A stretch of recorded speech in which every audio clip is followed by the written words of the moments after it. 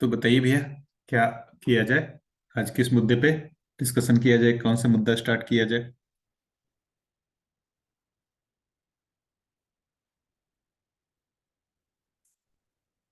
एक तो कल प्रत्यावर्तन और परावर्तन पे बात हुई थी और उस पे हुआ था कि हम लोग उस पे और सोच के आएंगे।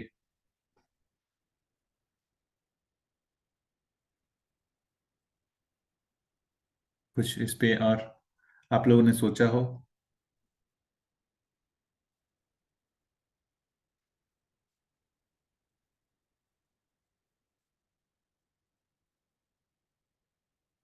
कोई भी? अशोक जी, नितिन जी, रेणु दीदी, आप लोग में से?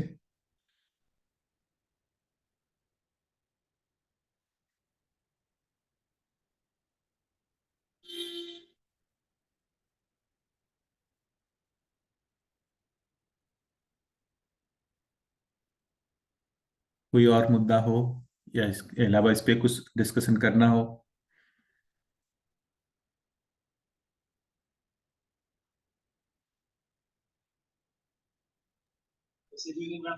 भैया कुछ वर्ड्स आते हैं जैसे है देश, राज्य। तो देश तो पूरी इस पृथ्वी को यानी धरती को बोला है। तो फिर उसके बाद राज्य, अंतर्राज्य, उसके बारे में थोड़ा सा बता दीजिए ना। हाँ भैया, देखिए मतलब बाबा जी ने जैसे 10 सोपानी परिवार व्यवस्था के अर्थ में भी बात किया है। जब आप देखेंगे तो परिवार, फिर परिवार समूह, फिर ग्राम, फिर ग्राम समूह, ऐसा उन्होंने कहा है ना? जैसे अ, आप संविधान में ही शायद मिल जाएगा या किसी में भी मिल जाएगा। अ, एक मिनट।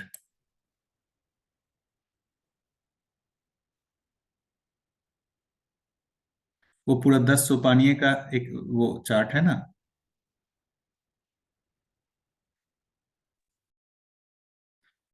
हाँ, एक मिनट, मैं जस्ट इसको शेयर कर देता हूँ। ये देखिए, यहाँ पर उन्होंने स्टार्ट इसे किया है। परिवार सभा, परिवार समूह, फिर ग्राम, फिर ग्राम समूह, क्षेत्र, मंडल, मंडल समूह, मुख्य राज्य, परिवार सभा, प्रधान राज्य परिवार सभा, फिर विश्व राज्य परिवार सभा। तो उन्होंने जिस तरीके से 10 सोपानी परिवार व्यवस्था की बात की है, तो उसमें इस स्तर से जो है वो डिफाइन किया है उन्होंने। ये देखेंगे तो ये 10 सोपानी परिवार व्यवस्था के बारे में बात हुई है। ये फेमिलियर होंगे ना? हाँ भैया। हाँ। तो यहां पर देखेंगे तो इस तरीके से कोई देश और इस तरीके की बात नहीं है।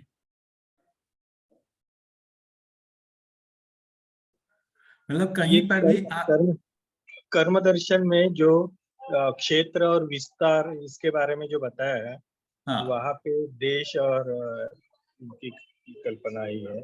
देश दिशा काल, जब वहां पर देश बोल रहे हैं ना, तो व्यापक के किसी भी एक जगह को बात कर रहे हैं देश। देश का मतलब कोई भी जगह हो सकता है।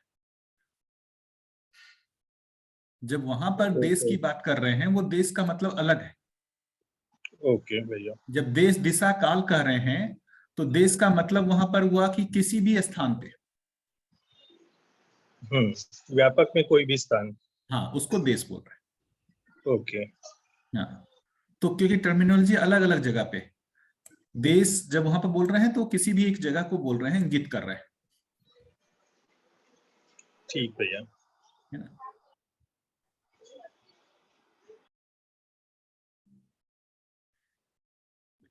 और बताइए, और कोई मुद्दा?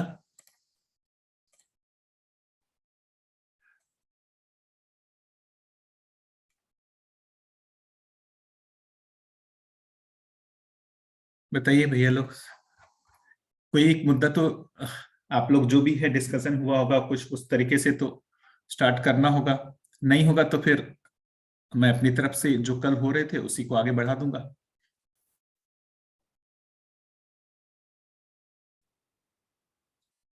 कैसा करें? आप लोग बताइए, कोई मुद्दा हो तो बताएं, नहीं तो फिर मैं अपनी तरफ से स्टार्ट करता हूँ।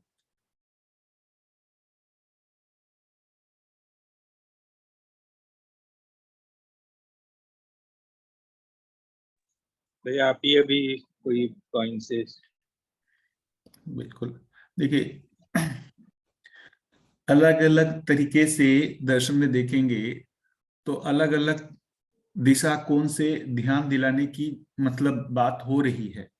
कुल मिलाकर के जो ध्यान दिलाने की बार बार बात हो रही है, उसमें एक महत्वपूर्ण मुद्दा जो लगता है कि जो एक वास्तविकता है, जैसे एक वास्तविकता है कि मैं जीवन और शरीर दोनों के सहअस्तित्व के रूप में हूं ना। ये एक वास्तविकता है जो जनरली हम लोगों को नहीं पता है। यदि अभी मतलब एक तरीके से कहें, अभी भी सूचना के रूप में ही आया है। क्या लगता है कि जैसे अभी हमारे को इस दर्शन में कह दिया गया कि जीवन और शरीर के रूप में हूं मैं, मन वृत्ति चित्त बुद्धि आत्मा हूं, क्या ऐसा स्वयं में विश्वास बन गया क्या? क्या हम पूरे कॉन्फिडेंटली बोल सकते हैं कि मैं जीवन और शरीर के मतलब रूप में हूँ, सहअस्तित्व के रूप में हूँ? ऐसा बोलना बनता है क्या? अभी तो सिर्फ सुना ही है, कहीं हाँ। भी नहीं लगता ऐसा, यकीन भी नहीं होता। मतलब बताते हैं तो लगता है कि हाँ बात तो सही है, पर याद तो बिल्कुल नहीं रहता। बार बार क्रियाएं देखते जाते हैं तो थोड़ा याद रह जाता है कि हाँ ये मन की क्रिया चल रही है, ये ऐसे चित्रण में से जा रहा है। पर हर वक्त याद रहे या एकदम से ये रियलाइज हो जाए कि ऐसा हो रहा है, या जीवन रियलाइज हो जाए, ऐसा तो नहीं लगता। बिल्कुल। बाकी लोग बताएं अपनी स्थिति कैसा लगता है, क्योंकि ये महत्वपूर्ण मुद्दा है।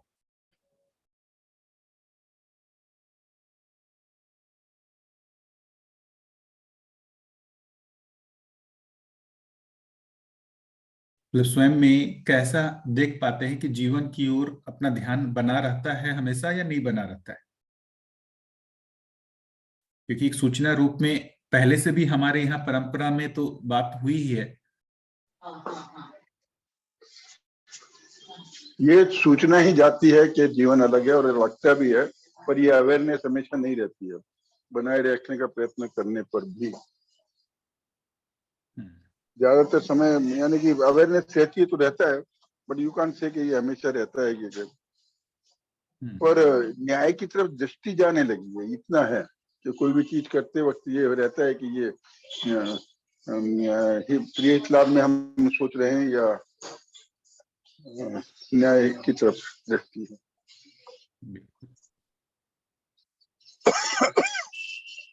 और बाकी लोग?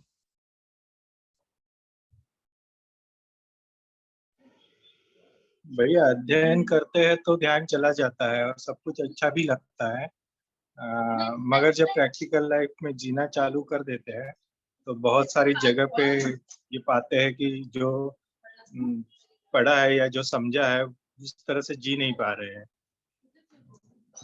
यानी जो एक्चुअल करना चाहिए वो हो नहीं पा रहा है। यही कॉन्फ्लिक्ट बहुत बार दिक्कत देता है।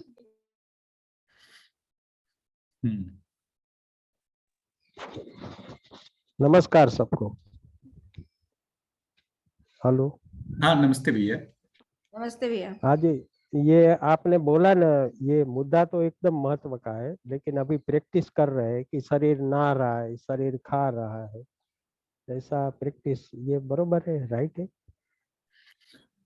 हाँ देखिए, महत्वपूर्ण मुद्दा तो यही है कि जैसे अभी देखेंगे जो हमारे को नहीं दिखता है, जो अभी तक है, जैसे जड़ संसार तो दिख रहा है, जड़ संसार के अलावा जो एक चैतन्य संसार है वो नहीं, उसका हमको बस सूचना मिला है। और दूसरा एक जो तीसरा एक जो वास्तविकता है व्यापक, उसका भी नहीं पता चल रहा है। तो वास्तविकताएं देखेंगे तो तीन है, एक व्यापक है, एक जड़ संसार है और एक चैतन्य संसार है। इतना ही तो है। यदि अस्तित्व में बात करेंगे कि क्या है अस्तित्व में, क्या इतना ही है या नहीं है? हाँ भैया। मतलब यही यही तीन वास्तविकता है। व्यापक, हाँ यही तीन। हाँ। व्यापक में जड़ और चैतन्य, यही तीन वास्तविकता है। लेकिन अभी तक यदि जितना भी मतलब हमने हाथ पैर मारा है, या जो हमारे साइंस ने हाथ पैर मार करके जहां तक पहुंचे हैं, उसमें स्वीकृति तो सिर्फ जड़ संसार को ही लेके बनी, चैतन्य संसार को लेकर स्वीकृति नहीं बनी है, व्यापक को लेकर के भी ऐसी कोई स्वीकृति नहीं बनी है। ये दो चीज छूटा हुआ है। हाँ जी। सही है। अब इस छूटे रहने के आधार पर जितना हमारा मतलब जितने को वास्तविक माना है उसी वास्तविकता का हमारे जीने में प्रकटन है। जड़ संसार को ही वास्तविक माना तो जड़ संसार ही हमारे लिए लक्ष्य हो गया ना। भाई 4 विषय 5 संवेदना ये सारे के सारे जड़ संसार से ही तो है जुड़े हुए मामले। अब इसके साथ साथ जो हम बार बार देखते हैं दर्शन में दो और वास्तविकताएं कि चैतन्य संसार भी कोई जैसी चीज है और साथ ही साथ एक व्यापक भी जैसी कोई चीज। व्यापक की भी महिमा काफी जगह पर आपको दर्शन में मिलेगा। तो अब इस ओर हमारा ध्यान बार बार जाना आवश्यक है। हमारा ध्यान बार बार जाना आवश्यक है। और पहला जो घाट होगा हमारे में जो बात कर रहे हैं ना, कल भी हम लोगों ने जो बात की थी कि अब ये तीनों का, जैसे अभी जड़ संसार का तो हमारे को जो भी है एक थोड़ा बहुत हमारे को तो ज्ञान हो गया है, लेकिन इसके अलावा चैतन्य संसार और व्यापक का ज्ञान कैसे होगा? जो दो और वास्तविकता है जिसका हमको अभी पता भी नहीं है, अनुमान भी नहीं चल रहा, उसका ज्ञान कैसे होगा? तो इसके ज्ञान के लिए पहले तो वो मान्यताओं में आना पड़ेगा। पहला तो जीवन जो है ये एक वास्तविकता है, ये हमारे मान्यता में आना पड़ेगा। जाने बिना ही हमको इसको पहले मानना तो पड़ेगा, चाहे वो आस्था विधि कहें या जो भी कहें, हमको मानना तो पड़ेगा। मानना ऐसा पूरा ब्लैंक मानना नहीं है, उसके लिए हमारे पास तर्क भी है। जैसे मन, वृत्ति, चित्त, बुद्धि, आत्मा की बात हो रही है तो मन में चयन आस्वादन हो रहा है, वृत्ति में तुलन विश्लेषण हो रहा है, चित्त में चित्रण हो रहा है। इतनी क्रियाओं को हम देख पाते हैं। फिर वो शरीर मूलक है या जीवन मूलक है, ये सब भी हमारे को समझ में आता है। तो ये जो पूरे परिचय शिविर होता है और जो उसके बाद हम लोग अध्ययन कर रहे हैं, इससे कहीं ना कहीं हमारे को कुछ अनुमान तो बनने ही लगता है कि हाँ ऐसा कुछ तो है। हम पूरी तरीके से उसके बारे में स्पष्ट नहीं है, लेकिन अनुमान तो बनता है। क्या ऐसा है कि बिल्कुल भी अनुमान नहीं बनता है कि जीवन होता है या नहीं होता है, इसको लेके कोई भी अनुमान नहीं बनता? ऐसा है क्या किन्हीं को कि अनुमान बनता है? नहीं, अनुमान तो बनता है। बिल्कुल। अब वो अनुमान अनुभव में कैसे बदलेगा? जीवन होता है, इसका स्वयं में पुष्टि कैसे होगा? फाइनली जो जीवन होता है ये तो हमारे को ही देखना पड़ेगा ना, स्वयं में अनुभव में आना पड़ेगा कि मैं जीवन हूं। अब ये दर्शन कह रहा है इस कारण से है या कोई और व्यक्ति कह रहा है इस कारण से नहीं है। मैं खुद देख पा रहा हूं कि मैं जीवन और शरीर के रूप में हूं, मैं चैतन्य इकाई के रूप में हूं, ये मैं खुद देख पाता हूं। ऐसी जगह पे आना पड़ेगा कि नहीं आना होगा? क्या लगता है, अभी इस अनुमान से उस जगह पे आना होगा या नहीं होगा? हाँ जी, आप एकदम सही हो, आना पड़ेगा। तो वो आने का रास्ता क्या होगा? वो आने का रास्ता क्या होगा? वो रास्ता तो ढूंढना होगा ना। हम सभी लोग मिलकर वही रास्ता ही ढूंढ रहे हैं कि कैसे होगा, स्वयं में वो स्वीकृति कैसे होगी कि मैं जीवन हूं।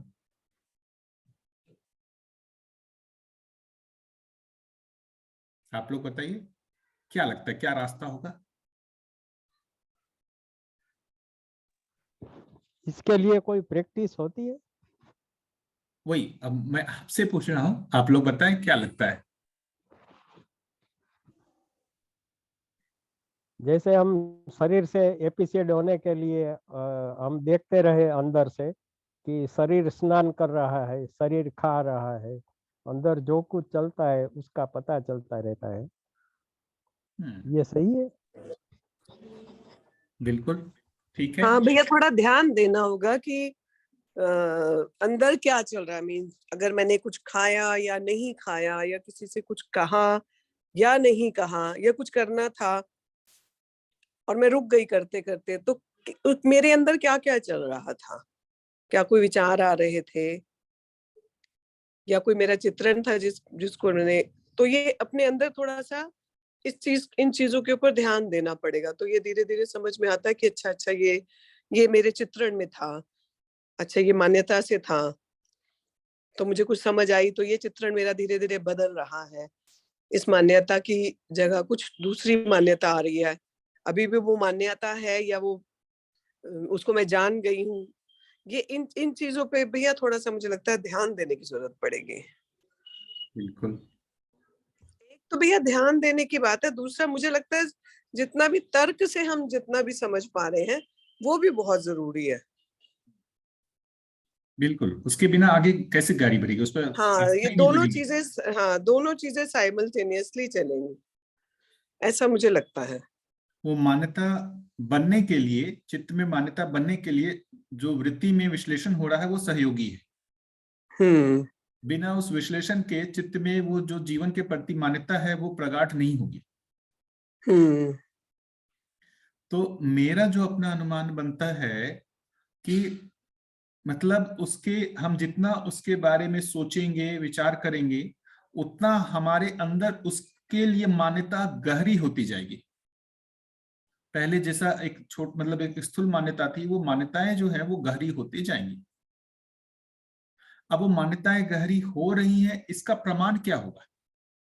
इसका प्रमाण होगा हमारे जीने में, हमारे आचरण में कितना समय हम जीवन को ध्यान में रख करके आचरण कर पा रहे हैं और कितना समय हम शरीर को ध्यान में रख के आचरण कर पा रहे हैं।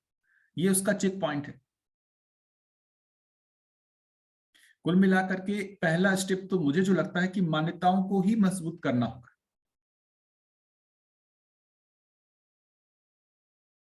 अब ये मान्यताएं कैसे मजबूत होंगी? तो ये जो अभी आपने जो कहा ना कि हम बार बार इसको स्टडी करेंगे, इसको तर्क में लाएंगे और हर एक दिशा कोण से इसको समझने का प्रयास करेंगे, जितना करेंगे उतना उसके लेकर के पुष्टि बनते जाएगी कि जीवन होता है, जीवन जैसा होता है, कुछ जीवन जैसा होता है। तर्क उसको बार बार पुष्ट करेगा। जितना वो पुष्ट करेगा, मान्यताएं उतनी गहरी होती जाएंगी, और जितनी मान्यताएं गहरी होती जाएंगी आपका आचरण में उतना ही जीवन के आधार पर जीना बनेगा। इसका प्रमाण क्या है कि भाई अब आपका ध्यान 4 विषय 5 संवेदनाओं की तरफ नहीं जाता है। आपके सुख का स्रोत ये जो शब्द स्पर्श रूप रसगंध नहीं है। आहार निद्रा भय मैथुन आपके सुख का स्रोत नहीं है। आपको उसमें अब मजा नहीं आता है। तो ये जो उपेक्षा हो रही है 4 विषय 5 संवेदनाओं की, इसका जो ये मुझे लगता है कि ये मान्यताएं प्रगाढ़ होने से ही ये उपेक्षा होती है। यदि मान्यताएं प्रगाढ़ नहीं हो रही हैं, है ना, तो आपका उधर की ओर आकर्षण बना रहेगा। तो कितना हमारा ध्यान, कितना हमारा आकर्षण उस दिशा में है, शरीर के संवेदनाओं के अनुकूल प्रतिकूलता की ओर कितना हमारा ध्यान बना हुआ है, कितना हमारा इंटरेस्ट बना हुआ है, वो हमारी मान्यताओं का चेक। कुल मिलाकर जानने से पहले तो मान्यताएं ही पोस्ट होनी पड़ेंगी,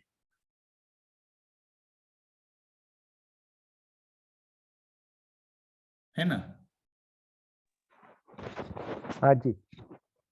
तो ये मान्यताएं पुष्ट होने के लिए अपने पास, जैसे मेरा जो अनुमान लगता है, कोई और ये चीज नहीं है। इन सारी चीजों का बार बार स्मरण होना, बार बार पठन होना, बार बार उस पर सोचना, विचार करना, बाकी लोगों से बातचीत करना, यही तो एक आधार लगता है।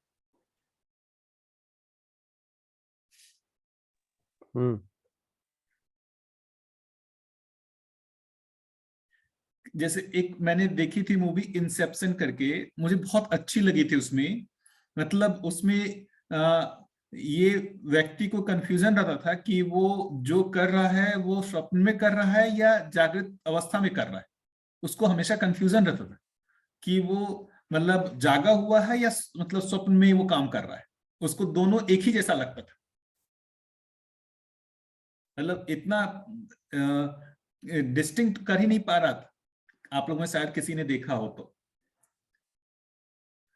यहां पर भी मुझे उसके जैसा ही लगता है कि आप जो आचरण कर रहे हैं वो आपके मतलब जीवन का ज्ञान नहीं हुआ, लेकिन आपको मतलब उसमें डिफरेंस पता नहीं चलेगा कि आप मतलब बिना जीवन को जाने हुए भी आपके जीने में मैक्सिमम उसी का ही इनपुट है।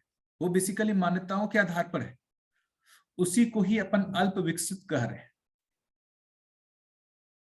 इसी को ही हम अल्प विकसित कह रहे हैं। चित्त तंत्रित होने का मतलब है चित्त में गहरी मान्यता बन जाना कि मैं जीवन हूं, और उसके लिए बार बार अपने को ये पठन और इस तरह के तरीके के अभ्यास कि मैं जीवन हूं, इस आधार पर मेरा कार्य व्यवहार होना चाहिए। बलपूर्वक उसको हम अभ्यास करते करते करते करते हम वहां पहुंच सकते हैं।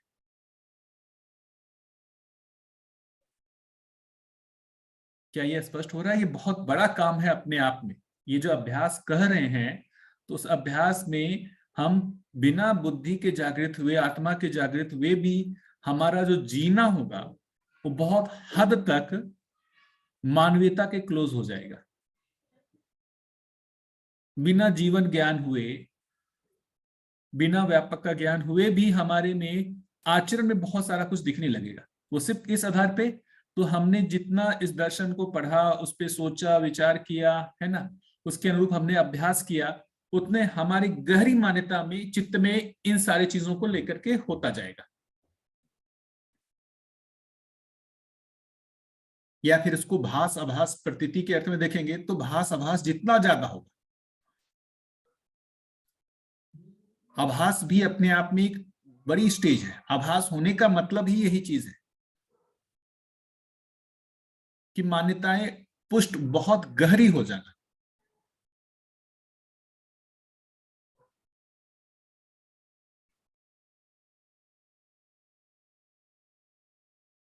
उसके से बहुत सारे एग्जाम्पल हो सकते हैं, जैसे आपका शरीर पे नियंत्रण आ जाएगा।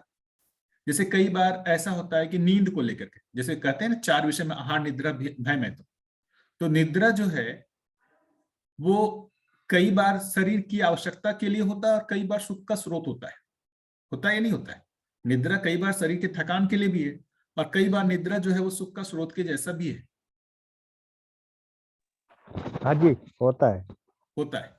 तो जब तक वो सुख का स्रोत बना हुआ है, इसका मतलब जीवन का आप में उस तरीके से ज्ञान नहीं है या उस तरीके का जीवन को लेकर स्वीकृति नहीं है। निद्रा एक तरीके से क्या है? बेहोशी का सुख है। निद्रा में जब शरीर की आवश्यकता नहीं है उसके बाद भी नींद में हमारे को मजा आ रहा है, वो एक तरीके से बेहोशी का सुख है, भ्रमवत सुख है। सुख जैसा भासता है होता नहीं है। तो वो बेसिकली यदि इस तरीके की प्रवृत्तियां अपने अंदर हैं, इसका मतलब हमारे को जीवन को लेकर के स्वीकृति नहीं बनी है ना। हमारे को भोजन जो है पुष्टि के अर्थ में हमारे लिए कितना है और कितना हमारा बार बार स्वाद को लेकर के आकर्षण बनता है।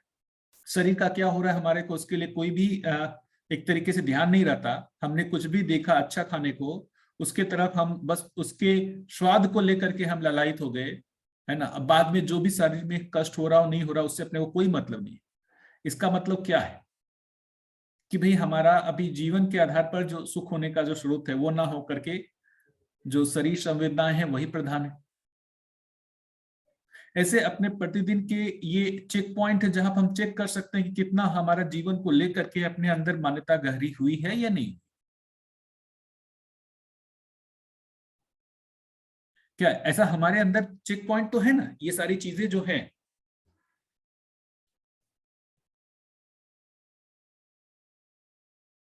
आप लोग बताइए। हाँ जी, ऐसा ही है। तो पूरे दिन जितना हो सके उतना सेल्फ ऑब्जर्वेशन करने की कोशिश करते हैं। बिल्कुल। देखिए ऑब्जर्वेशन होने के लिए ना, मैं कल भी बात कर रहा था कि आपका ऑब्जर्वेशन अपने आप ही होता है यदि आप प्रतिदिन इसका पठन कर रहे हैं, इसके बारे में सोच रहे हैं, वो अपने आप ही अभ्यास होता है। आप इसको छोड़ दीजिए, आपका ध्यान भी जाना बंद हो जाएगा। जैसे अभी आप लोग हर दिन पठन कर रहे होंगे, सोच रहे होंगे, तो आपका ध्यान बार बार जाता होगा इस ओर। आप 10 दिन इसको बंद कर दीजिए, कुछ भी नहीं पढ़िए, ना ही किसी से इस बारे में बातचीत कीजिए, देखिए वो धूमिल होने लगता है कि नहीं होने लगता है। तो चला जाएगा सर। बिल्कुल। तो हमारे प्रतिदिन के जो भी चीजों में ध्यान जो जाता है उसमें एक बड़ा भाग है कि हम प्रतिदिन क्या सुन रहे हैं, क्या देख रहे हैं, क्या सोच रहे हैं। उस आधार पे हमारा सोचना विचार करना बनता है। हाँ जी। तो उसमें सही का इनपुट को लाना जरूरी है, सही के इनपुट को लाना जरूरी है।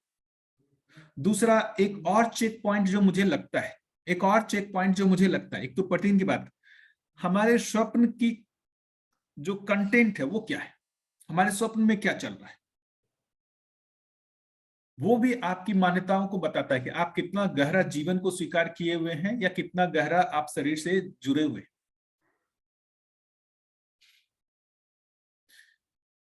क्या स्वप्न के कंटेंट को भी देख के पता चलता है कि नहीं? चलता है। कोई कोई बार ऐसा हुआ है कि ये हम जो सुनते हैं ना उसका रिपीटेशन होता है अंदर। बिल्कुल। और वो सुबह याद भी होता है। तो जीवन उन्हीं चीजों को, जैसे स्वयं में हम उन्हीं चीजों का रिपीटेशन करते हैं जिसको प्राथमिक मानते हैं। तो कुल मिलाकर के ये सारी चीजें जो दर्शन पढ़ रही हैं, अब ये हमारी प्राथमिकता में आना आवश्यक है। प्राथमिकता में आना आवश्यक का मतलब कि हमारे विचार में इसकी पुष्टि होनी जरूरी है कि भाई जीवन जैसा कोई चीज होता है, ये बार बार उस पर सोच करके उसकी मान्यताओं को गहरा करना पड़ेगा, तभी वो प्राथमिक होगा। वरना हमारा पुराना जो अभ्यास है कई शरीर यात्राओं का, इंक्लूडिंग जो अभी वर्तमान शरीर यात्रा है, इसमें अभ्यास क्या है? वो शरीर मूलक विधि से जीने का। तो इतना गहरा अभ्यास उधर का है, उसमें इतना छोटा सा अभ्यास अभी हम लोगों ने प्रारंभ किया है।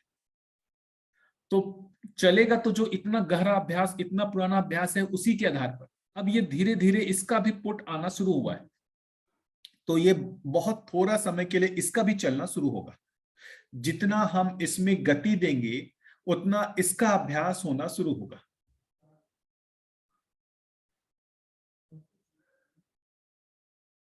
है ना? कैसा लगा? सही है भैया। पुराने अभ्यास इतने गहरे हैं कि आप बहुत बल लगाते होंगे तो भी आपको लगता हो कि यार आपके जीने में कुछ आ ही नहीं रहा है। कई बार फ्रस्ट्रेशन होता होगा, मुझे भी होता है कि क्यों नहीं हो पा रहा है मेरे जीने में, क्यों नहीं हो पा रहा है मेरे जीने में। उसका मूल कारण वही समझ में आता है कि हमने इतना पुराना जो जीने का अभ्यास बना के रखा हुआ है, उसके सामने इसके अनुसार अभ्यास बहुत कम किया है। कहाँ किया है? एक तो बहुत हमारे को लगता है लेट मिला है ना, उसके बाद हमारे पास इसके लिए जो एक कहिए कि वातावरण होना चाहिए वो भी नहीं है। तो प्रतिकूल वातावरण में रहते हुए हम इसका अभ्यास कर रहे हैं। तो जीवन में ये प्राथमिकता को लाना होगा। हमने जैसे, मैं अपनी एक बात बताऊं कि मैं टीचिंग में जब था तो बहुत सारे बच्चे को मैंने देखा, वो तैयारी करते हैं, है ना, और बहुत ऐसे बच्चे देखे जो बहुत इंटेलिजेंट थे, वो सफल नहीं हुए, और ऐसे बच्चे देखे जो इंटेलिजेंट नहीं थे, जिनका दिमाग कम काम करता था, लेकिन फाइनली उन्हीं को सफलता मिली। उसका रीजन जो मैंने देखा कि प्राथमिकता का ही डिफरेंस था। जो इंटेलिजेंट था लेकिन उसमें प्राथमिकता नहीं थी उस चीज के लिए, और जो दूसरा एक इंटेलिजेंट नहीं था उसमें प्राथमिकता थी। प्राथमिकता अब क्यों थी? हो सकता है कि उसके जो भी पारिवारिक परिस्थितियां रही हो, धन की स्थिति या जैसी भी स्थिति रही हो, इस दबाव बस उसमें ये परिस्थिति रही होगी, उसकी आवश्यकता प्रबल रही होगी, तभी वो सफल हुआ। यहां पर भी मुझे जो बार बार लगता है, मेरा अब जो अनुमान बनता है कि इसमें कैसे हमारे को पता चलेगा जो ये सब चीजें लिखी हुई हैं ये सही है या नहीं, जीवन होता है या नहीं होता है, व्यापक होता है या नहीं होता है। उसका एक ही चीज लगता है कि हमारी आवश्यकता बनती है कि नहीं बनती। वे जीवन होता है या नहीं होता है, इसका पता किस तरह पता चलेगा कि जीवन ज्ञान की कितनी आवश्यकता हमारे में बनी है या नहीं बनी। अभी आप देखिए ना, संसार को जरूरत पड़ी कि भाई ये सारे कैसे काम करते हैं, सैटेलाइट कैसे काम करता है, ये ग्रह गोल कैसे काम करते हैं, ये उनकी प्राथमिकता बनी तो उन्होंने उस पर शोध करके निकाल ही लिए। अब वो खुद सैटेलाइट भेज पाते हैं, हम लोग जगह से दूसरी जगह बात कर पाते हैं। तो जिस चीज की आवश्यकता मानव को हुई, मानव ने शोध करके उसको पा लिया। एक महत्वपूर्ण बात है कि मानव ने कई चीजों को पा लिया है। चलने में दिक्कत हुई तो उसने अपना शोध करके गाड़ियां निकाल ली। एक जगह से दूसरी जगह बात करना चाह रहे हैं, उन्होंने टेलीफोन निकाल लिया, मोबाइल निकाल लिया। तो प्राथमिकता होने पर मानव सब कुछ कर पा रहा है। अब इधर की ओर प्राथमिकता बनने पर कि भाई जीवन की ओर हमारा ध्यान जाता है, ये एक वास्तविकता है। यदि उस ओर हमारी प्राथमिकता बनती है तो इसका भी ज्ञान होगा। मेरा तो यही अनुमान बनता है। बाबा जी की बात करें तो बाबा जी को ज्ञान हुआ, उसका एक महत्वपूर्ण कारण मेरे को जो लगता है, उनमें उस चीज की प्राथमिकता थी। उनके लिए प्राथमिक वही थी। मतलब अब उनका सारा कुछ, सारा जो भी कहें, 30 साल की आयु में जब वो आए थे अमरकंटक, उनके पास सुख समृद्धि के सारे स्रोत थे, अच्छा उनका फैक्ट्री चल रहा था, परिवार बढ़िया था, विवाह था हो चुका था, परिवार अच्छा था, बच्चे थे। लेकिन इन सब से जो उनको ऊपर लगा कि ये ब्रह्म सत्य जगत मिथ्या कैसे, इस चीज को प्राथमिक उन्होंने माना और प्राथमिक मान करके उसके लिए ही स्टेप्स लिए, कदम बढ़ाए और उनमें सफलता भी मिली। अभी जैसे पर्सनली मैं भी देखूं और बाकी लोगों को भी देखता हूं, हम अभी दुविधा में है। ये भी हमारे पास आया, दर्शन भी हमारे पास आया, साथ ही साथ थोड़ा सा हमारी प्राथमिकता में ये भी है कि हमारे जो सगे संबंधी हैं उनका कैसे होगा, हम ऐसा स्टेप ले लेंगे, फिर वो हो सकता है कि हमारे बच्चे को, हमारे माता पिता को आर्थिक दिक्कत हो जाएगी, पैसे की दिक्कत हो जाएगी, है ना। इस तरीके के भय होते हैं कि नहीं होते हैं? हम सभी लोग, मतलब देखिए मैं भी अपने आप को इंक्लूड करके बोल रहा हूं, तो इस तरीके के भय में हम लोग भी जी रहे हैं कि नहीं जी रहे? हाँ जी, जी रहे हैं। बताइए।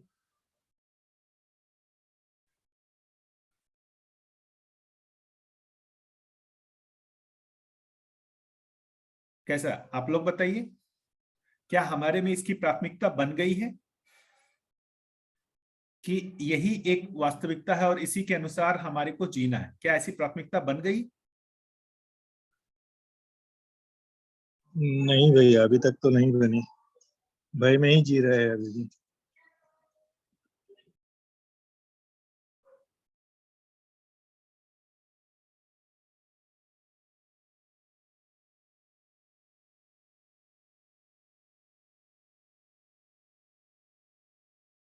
बाकी लोग, आंदोलन होता है, कई बार ये खींचता है, जब ये खींचता है तो फिर उधर का भय सताने लगता है, फिर जब उधर जाते हैं तो लगता है यार वास्तविकता तो यही है, उसको कैसे छोड़ सकते हैं?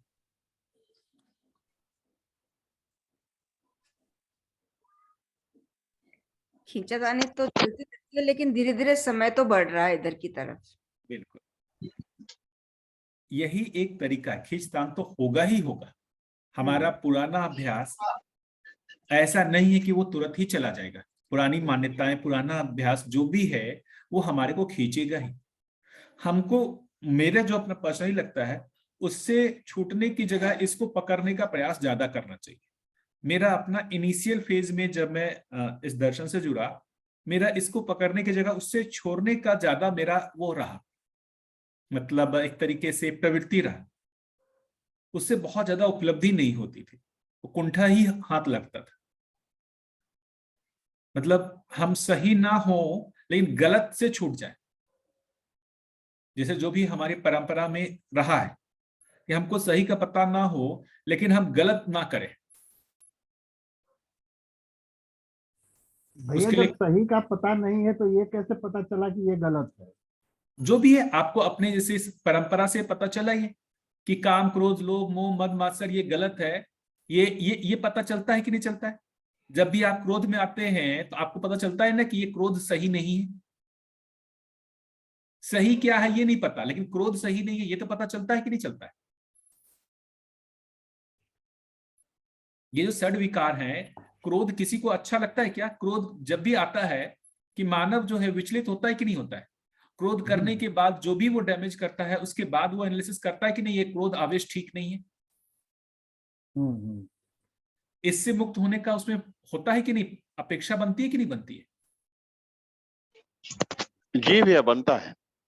उसी तरीके से कामावेश में भी देख सकते हैं, जब भी वैसा होता है उसके बाद फिर से वो होता है कि ये कोई स्वभाव गति ऐसी चीज नहीं है, उससे मुक्त होने की कामना बनती है। वो हो करके सही कैसा होगा उसका नहीं पता, लेकिन इस तरीके के आवेशों से मुक्ति की कामना तो होती है मानव में। अब उस आवेश से मुक्ति के लिए जो इतने सारे देखेंगे, जो तपस्वी क्या हुए, घर छोड़ दिया, कपड़े छोड़ दिए, खाना छोड़ दिया, ये सब कुल मिलाकर के इन सारे चीजों से मुक्त होने के लिए ही किया होगा ना, नहीं तो क्या क्यों किया होगा?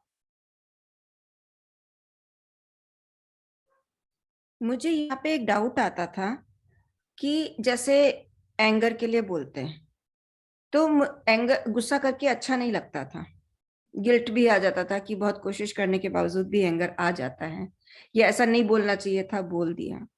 तो मेरे को थोड़ा सा ये रहता था कि ये स्पेशली दर्शन के पढ़ने के बाद में, कि ये मुझे अपने आप से नहीं अच्छा लगता था, या ये समाज में एक ये मान्यता स्थापित थी कि एंगर गलत है, और मैं जब वो करती हूँ तो मैं गिल्ट में जाती हूँ। मेरे को ऐसा लगता था कि शायद it is so much implanted society के अंदर कि इस तरह के बिहेवियर्स गलत होते हैं, और अगर आप करते हो तो आप बहुत बड़ी गलती करते हो।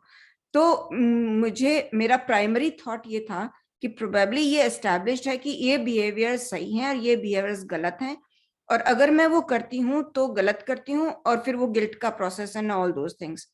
तो मेरे को ये नहीं पता चला कि एक्चुअली मैं अंदर से भी नहीं चाह रही हूँ, या ये समाज का वो प्रेशर है, राइट एंड रॉन्ग का लेबल लगा रखा है, इसलिए मुझे नहीं पसंद है।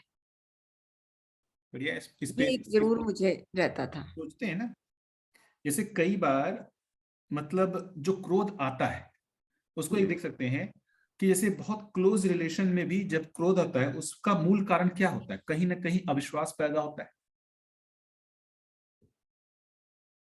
है ना। जैसे मान लेते हैं कि आपको, जैसे मैं मानते हैं कि जैसे मेरी पत्नी पे मुझे क्रोध आ रहा है। क्यों आया? वो कुछ उस मतलब कुछ उसने बात कही या कुछ ऐसा कहा जिससे मुझे उस पे लगा कि वो मेरे को दुखी करना चाहती है ना।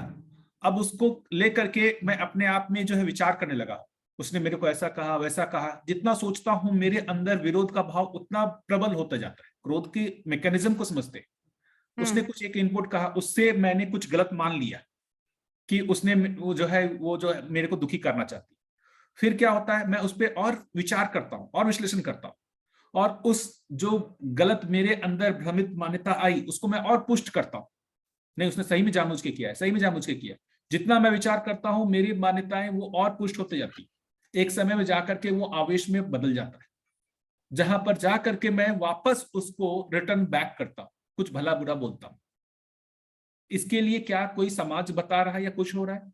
क्रोध कोई एक क्षणिक में होता है, या कई बार क्षणिक भी होता है, कई बार ये चीजें हम अपने आप में पैदा करते हैं सोच सोच करके, विचार करके उस पर। ऐसा होता है कि नहीं होता है? कई बार जैसे एक सिंपल, मतलब चलिए ये तो थॉट नहीं आता कि वो जानबूझ करके मुझे परेशान कर रहे हैं, लेकिन ये तो होता ही है कि कोई चीज मुझे पसंद नहीं है, अगर वो उस तरीके का कुछ भी एक्शन करते हैं कि मुझे नहीं अच्छा लगता है फिर भी वो कर रहे हैं, है ना। तो वो किसी भी वजह से कर रहे होंगे, तो लेकिन वो मुझे पसंद तो नहीं है, अप्रिय तो हो ही गया। तो ये कई बार ये बहुत समय तक चलता भी रहा, एंड मतलब लाइक उसमें ये थॉट तो नहीं आता कि मतलब उन्होंने जानबूझ के किया या ये, लेकिन हाँ ये चीज जरूर है कि उस थॉट के रहते हुए रिश्ते तो नहीं बनेंगे।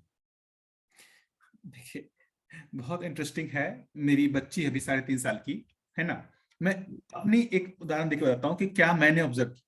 ये बहुत जब छोटी थी ना, मतलब 3-4 महीने 6 महीने की है ना, तो उस समय जैसे ये पैंट में ही सारा सुसु करती थी, पोटी करती थी, करने पर कभी मेरे को उस पर क्रोध नहीं आया, कभी गुस्सा नहीं आया, मैं उसको बहुत प्यार से सब कुछ करता था। अब जैसे वो बड़ी होते जा रही है, अब वो करती है तो मेरे को गुस्सा आता है। मैं देखता हूँ क्यों मेरे में क्यों ऐसा गुस्सा आने लगा। तो उस समय वो अपेक्षा नहीं थी उससे, और आज के दिन वो अपेक्षा हो गई है ना। घटना रूप में तो एक ही चीज है, लेकिन वो अपेक्षा जो मैंने बना ली है, अब वो अपेक्षा मेरी पूरी नहीं हो रही है ना? इस कारण से मैं उस पर गुस्सा होता हूं। इसके लिए किसी समाज को बताने की तो जरूरत नहीं है। मतलब जैसे आपका जो था कि समाज इसको बताता है कि ये खराब है, ये ऐसा है, इस कारण से मुझे गुस्सा आ रहा है, ऐसा नहीं।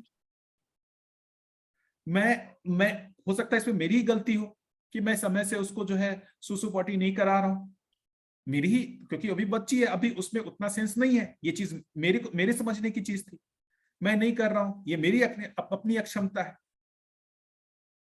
तो कोई एक एक तरीके से, मतलब मैं देखना चाहता हूं अपने परिस्थितियों में, हर जगह मैं एक अपने अनुसार चीजें देखना चाहता हूं। उससे विपरीत कुछ भी होता है तो हमारे को गुस्सा आता है ना। जो वातावरण का दबाव है वो कई बार हमारे लिए क्रोध का कारण बनता है।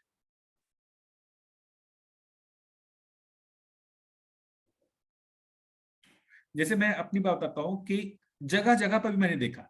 जैसे मैं मतलब बिहार का रहने वाला हूँ, वहां मैंने देखा कि लोगों में गुस्सा बहुत ज्यादा है। तो मैं भी वहां पर कुछ दिन रहा तो मैंने देखा कि मेरे अंदर भी क्रोध आने लगा। क्यों आने लगा? कि हर बात में कोई आपको रोका टोकी इस तरीके से आपको कमेंट कर रहा है, ऐसा कर रहा है, तो आप भी बार बार वो हो रहे हैं, मतलब क्या कर रहे हैं, उसमें उसका प्रभाव आप पे आ रहा है। तो क्रोध का बहुत बड़ा एक कारण जो है बाहरी आवेश है, बाहर से जो आप में आवेश आ रहा है। तो अपन मुद्दे से भटक गए, लेकिन हाँ, मैं बात ये कह रहा था कि जो मतलब इस तरीके के आवेश आते हैं, ये पता आदमी को चलता है कि मैं आवेशित हुआ और ये आवेश से मुझे मुक्ति चाहिए, है ना? आप लोग बताइए, मतलब जैसे इस एक बढ़िया एक डिस्कशन हो सकता है कि हम लोग सब लोग जो जीवन विद्या में जुड़े हैं, इस दर्शन से, मध्यस्थ दर्शन से जुड़े हैं, तो किसी ना किसी एक अपेक्षा से जुड़े होंगे। हमारी यहाँ पर कुछ पाने की चाहत रही होगी ना, या कुछ कुछ कामना रही होगी, जिस कामना से हम लोगों ने, मतलब हम लोग इस दर्शन से जुड़े हैं, इसको अच्छा मान रहे हैं, इसमें लगे हुए, इसमें अपना समय दे रहे हैं। वो क्या चीज था, क्या पाने की आशा में हम इस दर्शन से जुड़े? एक एक करके बताए। हाँ भैया, रेनू बोलना चाह रहे हो, बोलो। हाँ, अभाव से मुक्ति। थोड़ा और उसको वो करेंगे अभाव से मुक्ति क्योंकि का मतलब। कंपैरिजन में मैं सब कुछ होकर के मेरे को ये कचोटता था कि मैं अभी भी इतनी जगह पे इन्फीरियरिटी कॉम्प्लेक्स में क्यों आ जाती हूँ, मैं अपने आप को कमतर क्यों मान लेती हूँ। किसी भी मतलब कई ऐसे फैक्टर्स होते हैं यानी जो एक्सटर्नल ही हैं, पर मैं वहां अपने आप को कई जगह कम पाती थी और मेरे को ये क्लिक करता था कि ऐसा क्यों हो रहा है मेरे साथ में। उसी दौरान में ये आया, तो मुझे तो ये बहुत ही अच्छा लगा था कि अभाव का अभाव हो जाए, वो समृद्धि है, तो इसलिए शुरू हो गए यहाँ पे। बढ़िया। और बाकी लोग हाँ बताएं। भैया, मैं जुड़ी तो खैर इसलिए थी कि सरकार ने भेज दिया कि ये करना है, क्योंकि दिल्ली में हैप्पीनेस करिकुलम डेवलप होना था। और जुड़ने के बाद थोड़ा अध्ययन भी होता रहा, बट वो अध्ययन, मैं कहूँगी अध्ययन नहीं था। मुझे तो बहुत कुछ समझ अच्छे से नहीं आ रहा था, मतलब डेप्थ समझ नहीं आ रही थी, अच्छा सब लग रहा था। लेकिन उसके साथ मेरा जो जुड़ना हुआ, ये हुआ जब एक्चुअली जॉब से बाहर आ गई, रिटायर हो गई, और मेरे पास जॉब का ऊपर कोई प्रेशर नहीं था। प्लस मुझे ऐसा लगता है कि मुझे संबंधों में मुझे तृप्ति नहीं थी, इसको लेकर के मैं इसके साथ जुड़ी हूँ। और पिछले 6 महीने से जब से अध्ययन चल रहा है, मैं ये देख पाती हूँ कि मुझे अपने आप में बहुत चेंजेस हुए हैं, और मेरे में चेंजेस हुए हैं। तो मैं ये देख पाती हूँ कि परिवार में लोगों में भी अपने आप ही चेंजेस हो गए कई बात में। तो संबंध जो है उनमें बहुत मधुरता जो है मुझे फील होती है, और वो मैं सच में पूरा क्रेडिट इसी बात को है कि वो समझ में आना कि संबंध जो है क्या है, और कैसे मूल्य हैं, और मध्यस्थ बल और मध्यस्थ शक्ति और आवेशित ना रहना, उसको कैसे आप अपने अंदर डेवलप करेंगे। और ये मैंने ये देखा कि ये आप किसी के लिए नहीं कर रहे हैं। हमको लगता है कि दूसरा ऐसे कह रहा है, उसने तो अपनी तरह से एफर्ट किया नहीं, आप एफर्ट कर रहे हैं। अब लगता है जो आप एफर्ट कर रहे हैं वो एक्चुअली अपने लिए ही कर रहे हैं। तो यह बीइंग वेरी सेल्फिश, कि अपने लिए ही एफर्ट करना है, क्योंकि अपना ही सुख है। क्योंकि जब संबंध बेटर होंगे तो सुख तो आपको मिलेगा ही मिलेगा। तो मुझे लगता है बीइंग वेरी सेल्फिश, मैं संबंधों को बेहतर बनाने की आशा से इसके साथ जुड़ी हुई हूँ, और मुझे लगता है दिन प्रतिदिन उसमें फर्क भी पड़ रहा है, और आगे भी आई एम वेरी श्योर कि बहुत बदलाव आएगा चीजों में। जी बहुत बढ़िया दीदी। और कोई बताए?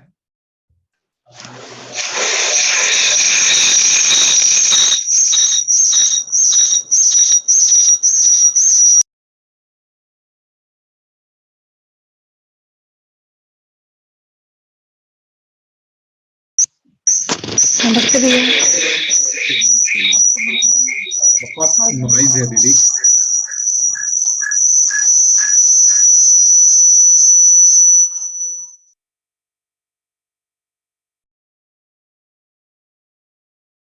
बाकी शायद आप स्पीकर यूज कर रही हैं क्या दीदी, इस कारण से हो सकता है दिक्कत हो रही हो।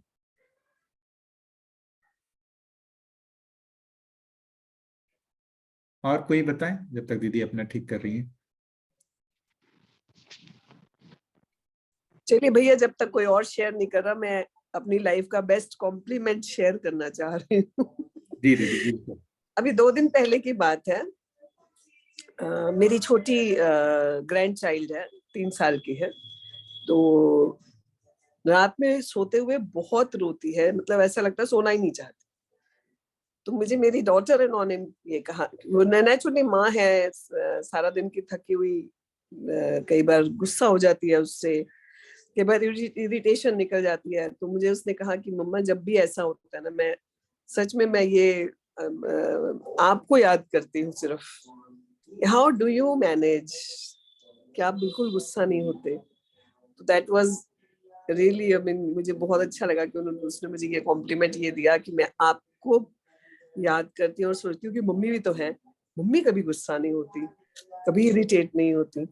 तो मुझे बहुत अच्छा लगा। ऐसा नहीं है कि मैं कभी इरिटेट होती नहीं थी, बट अब वो मुझे अब देख रही है, तो ये मुझे बहुत, मतलब मैं समझती हूँ कि बहुत मेरे लिए बड़ा कॉम्प्लीमेंट था उसकी तरफ से। बहुत ही बढ़िया। हेलो, नमस्ते भैया। नमस्ते नमस्ते। हाँ भैया, मैं अभी संबंधों में बड़ी अतृप्त थी, उसी वजह से जुड़ी इससे। और अब लग रहा है कि मतलब धीरे धीरे ना खुद को संतुष्टि फील हो रही है। और घर के माहौल तो ठीक हो रहा है, बाकी जैसे और दूर के रिलेशंस में भी होते हैं, तो लग रहा है कि धीरे धीरे उसमें भी तृप्ति होगी। काफी इम्प्रूवमेंट फील कर रही हूँ।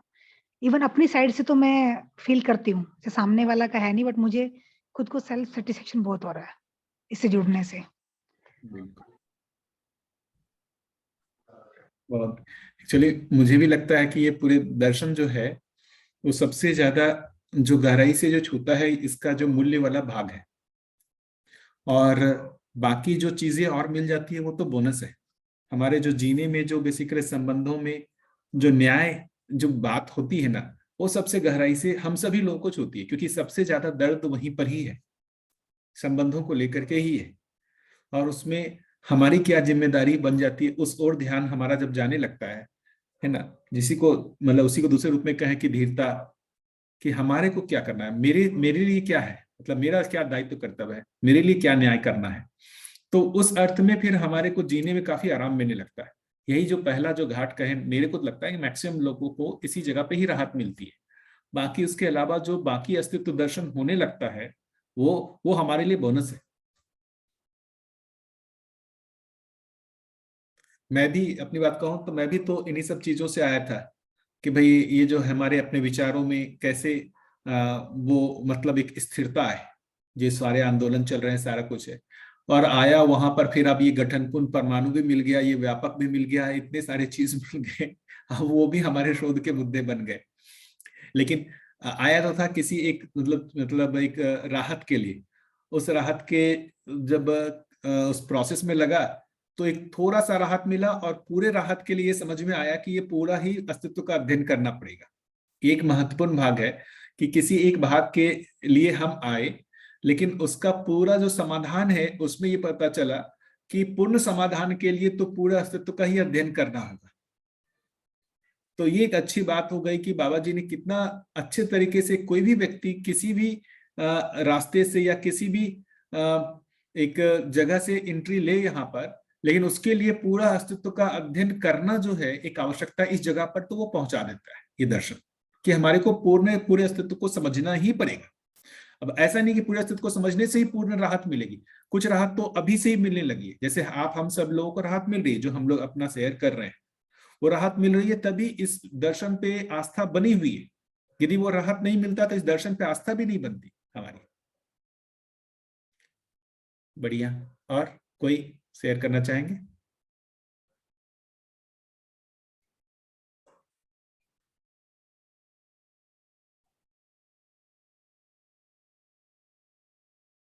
कोई भी अपनी तरफ से? हाँ भैया, सभी को नमस्ते। नमस्ते भैया। नमस्ते। स्कूल के टाइम से ही लग रहा था कि पैसों का जरूरत है, तो पैसा भी कमा लिया, कुछ बन गए, नौकरी वोकरी अच्छा हो गया। तो मगर रास्ते में दिख रहा था कि सब जगह एकदम बढ़िया नहीं लग रहा है। रात को सोने से पहले लग रहा था खेल कूद में भी आगे हो गए, सब में आगे हो गए। फिर लगा कि बाहर भी जाना है, बाहर भी जाके आ गए, फिर भी मजा नहीं आ रहा था। मतलब एक तो आपने जो बताया वो संबंध में, वो तो रहता ही है सब जगह से। वो मतलब हम लोग प्रभावित होके दुखी होते हैं और आवेशित रहते हैं। फिर भी खुद में जब ध्यान देता था तो लगता था कि नहीं, मजा तो नहीं आ रहा, कुछ तो और करना चाहिए। फिर कुछ लोगों से बात हुआ, फिर लगा कि नहीं, योगा योगा करने से थोड़ा होगा। वो योगा के अष्टांग योगा को समझे, फिर उसमें भी बहुत पारंगत नहीं हो पाए। लगा कि नहीं, उसमें भी नहीं हो पाए। फिर रास्ते में एक जन मिला कि पहले जानो तुम खुद कौन हो, क्यों आए हो। ये तो मेरे लिए बड़ा अद्भुत प्रश्न था। तो फिर मैंने थोड़ा बहुत इधर उधर गया, बाकी इस्कॉन, रामकृष्ण मिशन, सब जगह गया ये प्रश्नों को ढूंढने के लिए, और पूरा नहीं हो पाया। तो फिर रास्ते में ये भी आया। तो ये आने के बाद थोड़ा खुद का जो मूल्यांकन, मैं खुद क्या हूँ, वो धीरे धीरे पता चला कि मेरा तो हालत बहुत अच्छा नहीं है। तो पता चला कि नहीं, पहले खुद में ध्यान देना है। पहले मैं ध्यान देता था कि दूसरों को ठीक कर लूं, फिर मैं ठीक हो जाए, मुझे अच्छा लगे। पर ऐसा तो नहीं हुआ। फिर लगा कि नहीं, पहले खुद में ध्यान देना है। इसमें आने के 1 साल के बाद भी लगा कि नहीं, पहले बाकी सब ठीक होगा फिर मैं ठीक हो जाऊं। फिर अभी लग रहा है कि नहीं, उल्टा है, पहले मैं ठीक हो जाऊंगा।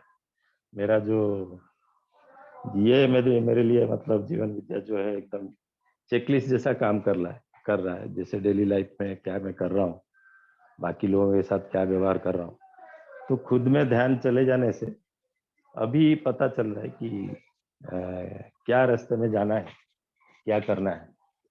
तो अभी काफी समझ आया। तो पहले तो वैसा ही था, मतलब सब मिलने के बाद भी वो रात को सोने से पहले वो सुकून नहीं था कि आज मैंने बहुत कमा लिया और खुश हो गया, ऐसा भी नहीं। फिर दान दक्षिणा, कुछ सोशल वर्क दोस्तों के साथ मिलके वो भी हम लोग किया, अभी भी कर रहे हैं। तो तभी जो समझ था, अभी जो समझ है वो अलग है। तो अभी समझ जो है वो बहुत बढ़िया है। पहले वो समझ नहीं था, इसलिए वो सोशल वर्क करने के बाद भी एकदम बढ़िया क्लैरिटी नहीं मिल रहा कि हम लोग क्या कर रहे हैं, क्यों कर रहे हैं। तो खुद खुश होने के लिए करते थे मगर खुशी तो नहीं मिलता था। इतना ही बताऊंगा। बहुत बढ़िया, बहुत ही बढ़िया भैया। और कोई? एक बात है भैया, इस दर्शन को लेकर के जब आप अध्ययन करने लगते हैं तो हर जिंदगी के हर आयाम में ना ऐसे जैसे बहुत होपफुल हो जाते हैं, ऐसा मुझे लगता है। हर चीज में आशा बनी रहती है। मतलब निराशा वाली बात जो है जैसे गायब हो गई, मुझे ऐसी फील आती है।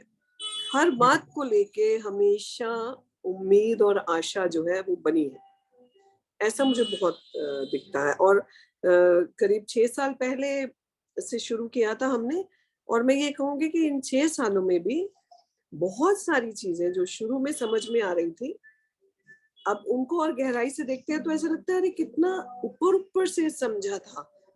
तो उसकी जो गहराई है धीरे धीरे वो बढ़ती जा रही है विद टाइम। और वो इसलिए भी है कि फैक्ट तो ये है कि मेरी प्राथमिकता में इस time the only one thing is अध्ययन। क्योंकि रिटायर हो गई हूँ और बच्चे भी बड़े हैं, कोई ऐसा मेरे बहुत कंट्रीब्यूशन की बहुत जरूरत नहीं है। बच्चे दे आर सेल्फ सफिशिएंट, अपना काम कर ही लेते हैं सब। तो मेरी पूरी प्राथमिकता में सिर्फ अध्ययन है।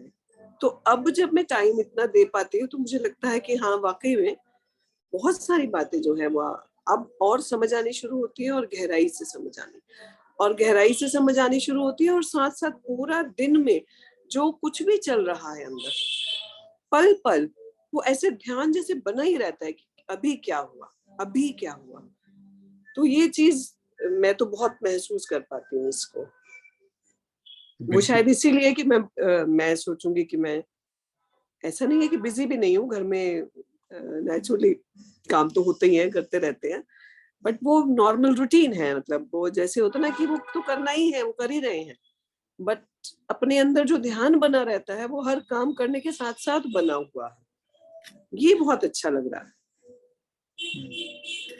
नहीं बिल्कुल दीदी, मतलब मैं भी अपनी बात बताऊं कि जब जब मैं परेशान हुआ या कुछ हताशा निराशा हुई, उस समय यदि मैंने दर्शन को पढ़ा तो मेरे में एक मतलब अजीब तरह का एक जो कहे ना उत्साह उमंग आता है। क्या होता है कि जब हम किसी तरीके की निराशा या कुंठा में आते हैं तो हमारे को उससे निकलने का उपाय नहीं दिखता, हमको नियम नहीं पता चल रहा है कि फंडामेंटली मैं क्यों परेशान हूं, उसका जो एक रूट कहे ना वो रूट कहाँ है वही नहीं पता चलता। जब ये दर्शन पढ़ते हैं तो हमारे को उसके रूट पकड़ में आने लगते हैं कि इस कारण से हमने ये स्थिति बनी हुई है, और उसे निकलने का उपाय भी दिखने लगता है। तो एक तो जो समस्या है उस समस्या का रूट समझ में आना कि मेरी अपने भ्रमवश ही ये समस्या है ना, और दूसरा उससे निकलने का उपाय भी दिखने लगता, तभी हमारे में साहस बनता है। तो ये दर्शन तो मतलब मुझे लगता है कि पर्सनली मेरे लिए भी हर बार एक तरीके से कहें कि जब भी मैं मतलब संकट के समय आता हूँ या कुछ भी पढ़ता हूँ तो मेरे को एक नया उत्साह उमंग आता है उससे निकलने का, और निकल भी पाता हूँ। जितनी बार भी निगेटिविटी हुई उससे निकलने का मुझे यही दर्शन ही एकमात्र उपाय दिखता है। और भैया मैंने कई बार ये भी फील किया है कि कहीं भी अटकाव आता है लाइफ में, किसी भी दिन कोई परेशानी थोड़ी सी आती है और दर्शन को लेकर के कोई वीडियो उठा लिया या कोई बुक उठा ली, कहीं से भी पढ़ लिया, तो मैं ये देखती हूँ कि जो भी पढ़ती हूँ या जो भी वीडियो देखती हूँ, जो मेरे अंदर चल रहा था पता नहीं कहाँ से, कहीं ना कहीं से उसके मुझे अपने आप ही कहीं ना कहीं उत्तर नजर आने लगते हैं। ऐसे लगता है जैसे यहाँ पर मेरी सिचुएशन के बारे में ही बात हो रही है। अच्छा ये बता तो रहे हैं कि कैसे करना है, क्या करना है और क्या चल रहा है आपके अंदर। तो मुझे तो ऐसा लगता है कि वो हर प्रश्न का उत्तर कहीं से भी उठा लो तो हर प्रश्न का उत्तर मिल जाता है वहां। ऐसा भी मैंने बहुत बार एहसास किया है कि कभी भी अटकाव हुआ और मैंने कोई वीडियो देख ली किसी भी प्रबोधक की, अलग अलग प्रबोधकों को सुनना पिछले कुछ 6 महीने में बहुत हुआ कि अलग अलग डिफरेंट प्रबोधकों को सुनने का भी एक वो करा जाए, तो किसी को भी सुन लेते हैं और कहीं से भी ऐसा लगता है अरे अब जो सोच रहे थे आप, ये सामने आपके जवाब रखा तो है। फिर वो जवाब वही होता है, काम तो अपने पे ही करना है, स्वयं पे ही करना है। 90% तो यही रहता है। बिल्कुल हमारे भ्रम की ओर हमारा ध्यान चला जाता है जो हम खुद नहीं दे पाते हैं। तो जैसे ही ध्यान जाता है अपने पर काम करना है, इस ओर भी ध्यान चला जाता है, तो बस काम करो ऐसा लगता है, अब उससे परेशान क्यों रहे, काम करो उस ओर। बहुत ही बढ़िया। और कोई?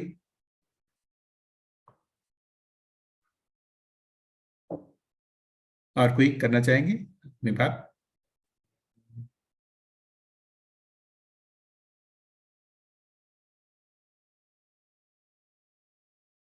केविन भैया आप?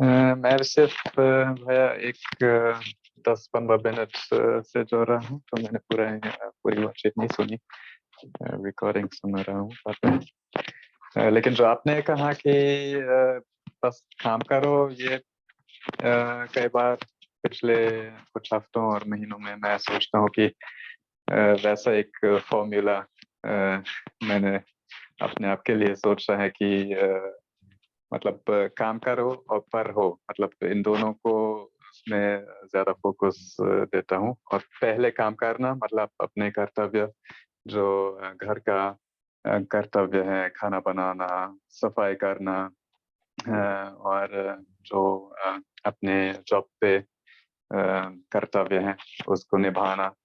और तब जब थोड़ा थोड़ा समय मिलता है, फुर्सत मिलता है, तब हाँ पढ़ने की कोशिश करता हूँ। तो इन दोनों चीजों पे ध्यान देने की कोशिश करता हूँ। और हाँ, मतलब वैसा फॉर्मूला मेरे लिए फिलहाल तो उचित लगता है। पता नहीं कि आपका क्या राय है इसके बारे में। नहीं, बढ़िया भैया। मतलब आप अकेले उस जगह पर जहाँ पर और कोई लोग नहीं है, इस दर्शन से जुड़े हुए आप प्रयास कर रहे हैं, इतना लगे हुए हैं, वो तो आपका संस्कार ही है। वो एक बहुत बड़ी बात है भैया। हाँ, मेरी पत्नी जो सबसे बड़ा नमूना है मेरे लिए। मतलब उसके व्यवहार को देखकर तो मैं प्रेरित होता हूँ। हाँ, तो ये सबसे बड़ी प्रेरणा है मेरे लिए। बिल्कुल, मैं भी होता हूँ भैया। बिल्कुल। जी एकदम। और ये गोष्ठी और ये सब बहुत मुझे तो दिखता है कि ये मेरे जीवन में, मेरे शरीर यात्रा में बहुत फर्क किया है। पहले जब मैं पढ़ता था, सुनता था, हाँ, काफी अकेले का कार्यक्रम लगता था। और अभी जो गोष्ठी है और थोड़ा बहुत आप लोगों से थोड़ा विचार विमर्श होता है और आपसे बात हो सकती है और गोष्ठियां हैं, अन्य लोगों से बात होती है, तो ये ऐसा एहसास होता है कि हाँ, और ज्यादा लोग इसमें जुड़े हुए हैं और हाँ, मैं अकेले नहीं हूँ इस यात्रा में। तो ये बहुत बड़ा बल देता है। तो मैं सिर्फ कल्पना कर सकता हूँ कि जब ऑफलाइन भी लोग मिलते हैं और साथ में गोष्ठी और वगैरह करते हैं, तो ये और ज्यादा बढ़िया होगा। तो हाँ, शायद कुछ सालों में ये मेरे लिए भी संभव होगा। बिल्कुल। नहीं, बढ़िया भैया। चलिए, मैं ये भी एक आवश्यक है कि मतलब हम जिस दिशा में बढ़ रहे हैं वो सही है या गलत है, उसमें बाकी लोग का भी जो साथ मिलता है उससे भी बल मिलता है। कई बार हम जिस तरीके के समाज में रह रहे हैं, बाकी लोग एक अलग तरीके की दुनिया में जी रहे हैं, एक भौतिकता, आप पैसा कमाओ, इस तरीके के। और वहां आप अकेले हो तो फिर आपको बार बार अपने ऊपर ही शंका होने लगती है कि मैं सही दिशा में हूं या नहीं हूं। बाहर का एक दबाव बनने लगता है। तो कुछ लोग साथ में रहते हैं तो उसका भी एक अपने को बल मिलता है, उस बाहरी दबाव से हमको थोड़ी सी मुक्ति मिलती है। एकदम एकदम। बढ़िया। और कोई खुद से कुछ कहना चाहेंगे?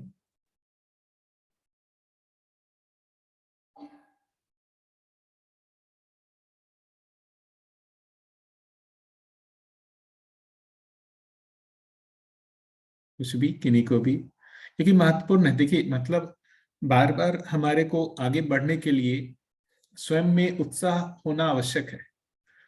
तो उत्साह कई बार जो है इस तरीके की शेयरिंग से भी बनता है कि बाकी लोग भी इसमें आए और उन्होंने किस तरीके से प्रयास किया और उनको क्या उपलब्धि हुई, उससे उनकी बात को सुनकर हमारे में भी उत्साह बनता है।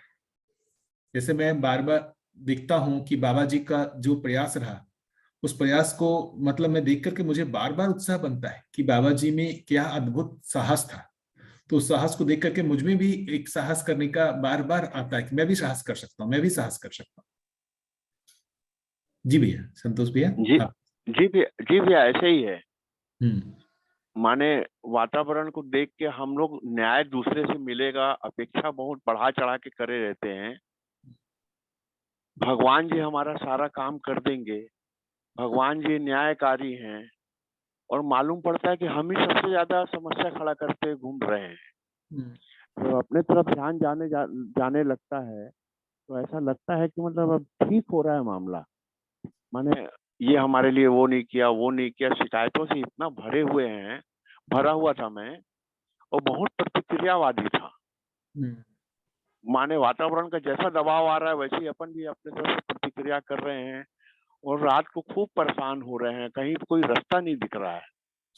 लेकिन जब से जीवन विद्या में अपन आए, हालांकि मेरा उम्र अभी 60 साल का हो गया है, और जीवन विद्या के पहले माने एक धार्मिक, माने भगवान न्यायकारी हैं, भगवान न्याय करेंगे, ऐसा मान के पूरे जीवन भर हम लोग आशा में लगे रहे। और हर जगह जब अपने साथ अव्यवस्था ही अव्यवस्था दिखा, चारों तरफ अव्यवस्था दिखा, तो घोर प्रतिक्रिया में पागल बनने की स्थिति में पहुंच गए थे। हालत तो यहाँ तक पहुंची है। मैं जिस संस्था से जुड़ा हुआ हूँ वहां पे मैं अंतिम न्याय की अपेक्षा में मतलब पिछले 20 साल से लगा रहा, और वो संस्था है गीता प्रेस गोरखपुर। कम से कम यहाँ पे तो बहुत अच्छे लोग मिल जाएंगे जो हमारे साथ न्याय कर दें। तो हम न्याय लोगों से चाहते रहे और न्याय नहीं मिला तो बहुत दुखी होते रहे। लेकिन जब से जीवन विद्या मिला तब से सांस लेने की स्थिति तो बनी है। ठीक बात है, धन्यवाद है आप लोग का, बहुत बहुत धन्यवाद है भैया। जो धन्यवाद कृतज्ञता है तो बाबा जी के लिए है कि उन्होंने ऐसा अनुसंधान करके और साथ ही उसको भाषा रूप भी दे दिया, दर्शन का रूप दे दिया, हमारे लिए उपलब्ध करा दिया।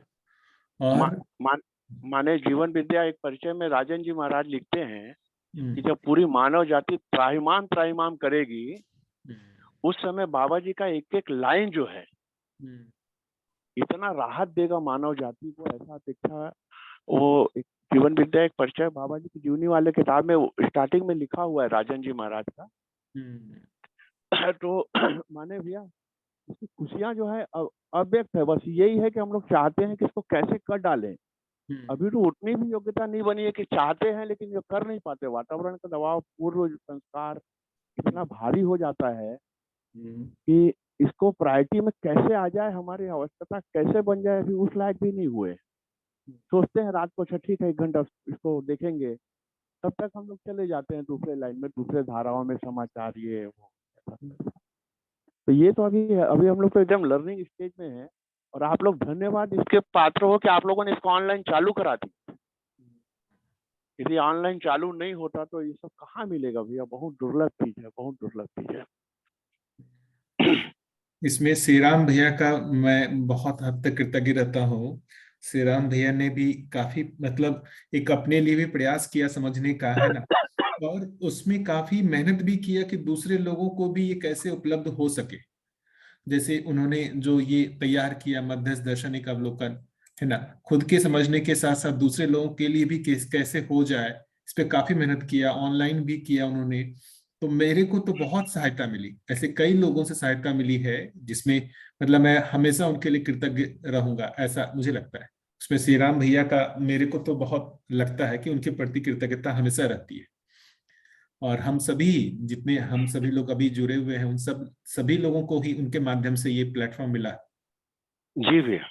हाँ माने सच है, श्री राम भैया का और आप सब लोगों का के लिए तो बहुत कृतज्ञता है, क्योंकि डायरेक्टली बुक से पढ़ना और ये ऑनलाइन जो स्टार्ट हुआ अभी, ये जो कोर्स आपने स्टार्ट किया है, वरना एक बार को ये हो गया था कि अब कैसे शुरू करें, कहाँ शुरू करें, और पर्सनली जा करके 8 दिन 10 दिन या महीना तो निकालना संभव नहीं हो पाता। तो ये घर में बैठ करके हम डेली इसको अध्ययन कर पा रहे हैं, तो आराम से टाइम भी निकाल रहे हैं और एक बराबर लगातार सहारा जो बन रहा है। और भैया श्री राम भैया का जो उन्होंने मेन बुक से पहले की जो इतनी तैयारियां करी है, तो कितना आसान हमारी जर्नी हो गई है। नहीं तो डायरेक्टली मेन बुक पे आते तो बहुत मुश्किल हो जाता हमारे लिए। अब the process is so becoming feeling so easy कि यूं भी नहीं लग रहा कि कैसे पढ़ेंगे, कैसे समझ आएगा। अब बिल्कुल भी वो वाला आशंका नहीं है, बहुत बहुत ही आसान गति से ये चल रहा है। तो बहुत बहुत कृतज्ञता आपके लिए, श्री राम भैया के लिए, और आप सभी उन लोगों के लिए जिनको हम जानते भी नहीं है, जो इसको इतना सफल बना रहे हैं। माने ये रेगुलर 1 घंटे की रेगुलरिटी जो है, इसके परिणाम जो है 2 साल के बाद क्या आएंगे, हम लोग इससे इतना उत्साहित हैं, इतना मन में है। कोई भी तकलीफ आता है दिन भर में, शाम को 8:30 बजे तो मिलेंगे। 8 बजे हमारे पास 5 लोग अपने मिल जाते हैं, जहां हम अपनी तकलीफ को बता सकते हैं, अपनी समस्याओं को बता सकते हैं, कैसे जीना है इसका रास्ता मिल रहा है। और सबसे बड़ी बात ये मिली कि यही रास्ता सही है।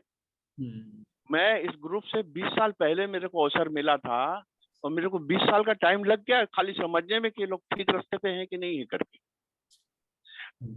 जब सिसोदिया जी का रायपुर में कार्यक्रम हुआ और ये दीदी लोग जो सब हैं अभी बैठे हुए हैं, इन लोगों ने जब समझा तो समाज का जो सबसे पढ़ा लिखा तबका है वो इस कार्यक्रम को सुन रहा है। हमारे पास तो कोई योग्यता नहीं है, मैं तो 8वीं पास हूँ और इसके अलावा मतलब बहुत साधारण परिवार से हूँ, मेरे पास ऐसी कोई व्यवस्था भी नहीं है कि मैं कहीं जाके वो बहुत लंबा समय स्पेंड करूं या लगा पाऊं। मतलब घर का खाना पीना, घर कमाई वमाई का साधन में अपन लगे हैं, छोटे मिडिल क्लास लोग हैं।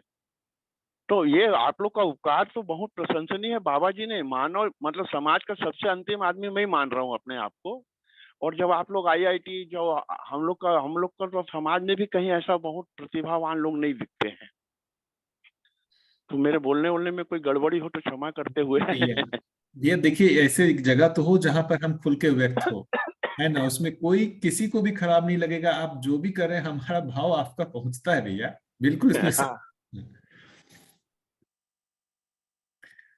भैया माने मतलब हाँ, IIT बॉम्बे, दिल्ली, इतना सब प्रिंसिपल साहब लोग, सब पढ़े लिखे लोग मिले हैं। यही हमारे लिए बहुत खुशी का बात होता है कि हमारे पास दिन भर में जो समस्या आएगा, श्री राम भैया का तो व्यक्तित्व देख के मतलब वो कितने प्रतिभावान हैं।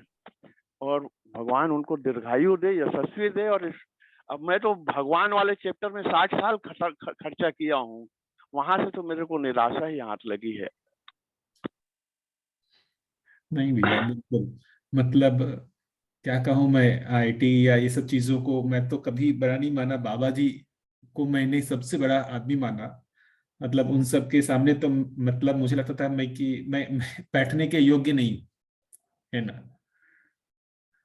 तो ऐसी स्थिति रही अपनी। तो वहां पर बैठने में मेरे को सच बताऊं तो अंदर से बहुत एक कपकपी जैसी लगती थी कि कितने विशाल आदमी के पास मैं बैठ रहा हूँ।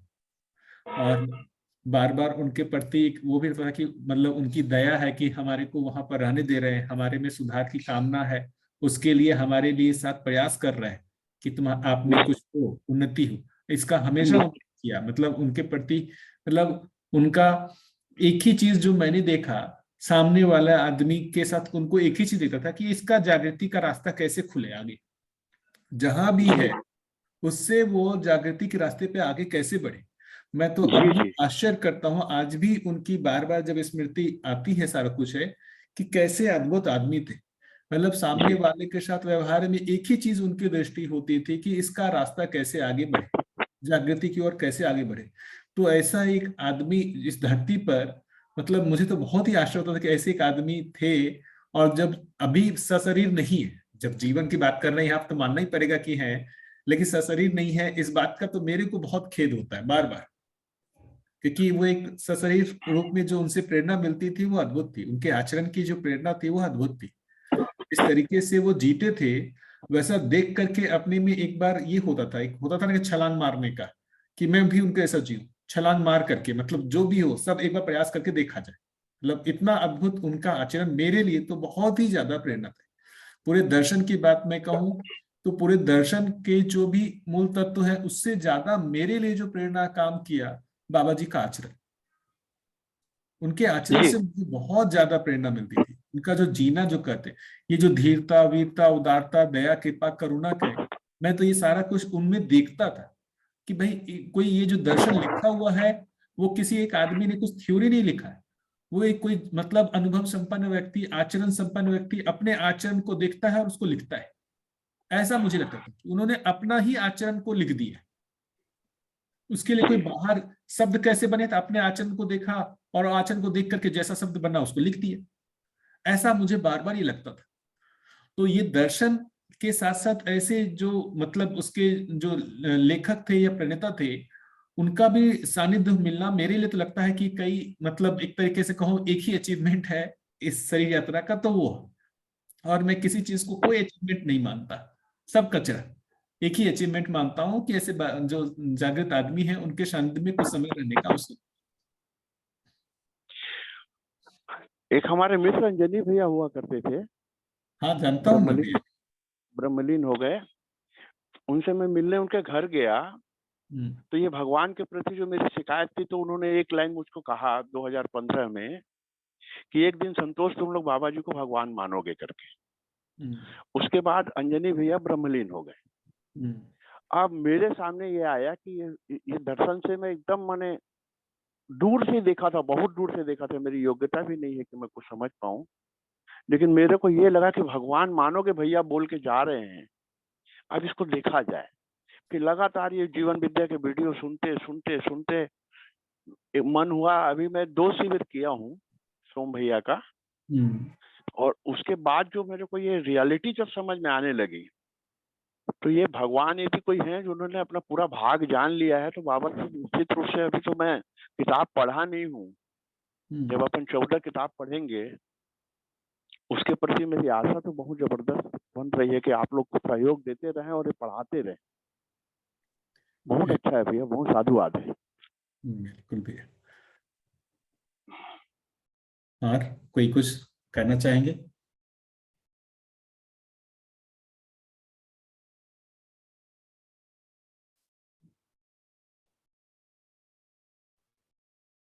भैया मैं इसको एक नए धर्म के रूप में देख रहा हूँ, और अभी तक जितने भी धर्म आए हैं उन सबका उद्देश्य तो यही था जो मध्यस्थ दर्शन का उद्देश्य है। फिर भी रास्ते में सारे धर्म ऑलमोस्ट भटक ही गए हैं। धर्म नहीं भटका है, धर्म को सुनने, समझने, मानने, जीने वाले लोग बदले हुए हैं। तो मध्यस्थ दर्शन का भविष्य ऐसा न हो, इसकी क्या गारंटी है भैया? उसमें गारंटी है कि हम कितने जिम्मेदार हैं। जो पर्सनली मुझे लगता है कि एक व्यक्ति थे जिम्मेदार, जैसे बाबा जी थे, जो उन्होंने अपनी सारी यात्रा में अनुसंधान किया, जिस वास्तविकता को देखा, उसको लिखा, भाषा रूप दे दिया, उसके अनुसार जी के दिखा दिया। अब इसकी गारंटी तो बाकी लोगों को भी लेनी होगी ना जी। हम तो इस दर्शन को, जैसे देखिए बाबा जी के सानिध्य में जितने भी लोग आए उनको प्रेरणा मिली। मैं पर्सनल, मैं बाकी लोगों की नहीं बात बताऊंगा, मैं अपनी बात बताऊंगा कि मुझे तो बहुत प्रेरणा मिली, और जितना मैं एक सुंदर आदमी की कल्पना कर सकता था, है ना, उतना ही सुंदर दिखे, उनसे ज्यादा सुंदर आदमी जो हो सकता है उसका चित्रण मेरे में नहीं बनता। मैं उनके साथ 24 घंटे रहा, कई महीने रहा, है ना, सोते जाते उठते बैठते पूरे समय रहा। उनके जो व्यक्तित्व की सुंदरता थी, उससे ज्यादा सुंदरता तो मैं चित्रित नहीं कर पाता, मेरे चित्रण में तो नहीं आता है। ऐसा मेरे में प्रेरणा बार बार बनती थी कि बनूं तो उन्हीं के जैसा बनूं, जीऊं तो उन्हीं के जैसा जीऊं, आज नहीं तो 10 जन्म में। तो ऐसे कुछ तो उनके आचरण में प्रमाण था जिससे मुझे ये प्रेरणा मिलती थी। यदि इस तरीके के आचरण का हम प्रमाण नहीं दे सकते हैं, तो इस दर्शन का जो भी होना है वो आगे मैं भी नहीं कर सकता, यदि हम प्रमाण नहीं दे पाए। मूल प्रेरणा जो है वो प्रमाण है, आचरण है। जी। तर्क जो है, तर्क एक लेवल तक आपको जो है प्रेरणा दे सकता है, लेकिन उससे भी जो महत्वपूर्ण मैं बता रहा हूं, फंडामेंटल जो प्रेरणा है वो आचरण है। यदि ये आचरण में नहीं आया तो इस हो सकता है कि इसका क्या होगा नहीं पता। तो ये वस्तु के रूप में तो जो भी है, इसमें जो तर्क दिए गए हैं, जो भी वास्तविकता दिए गए हैं, वो तो सही है। पर्सनली मैं अपने तरफ से कहता हूँ, मुझे सही लगता है। क्यों सही लगता है? क्योंकि मैं बाबा जी को सही मानता हूँ, चाहे जो भी हो मैं उसको सही मानता हूँ।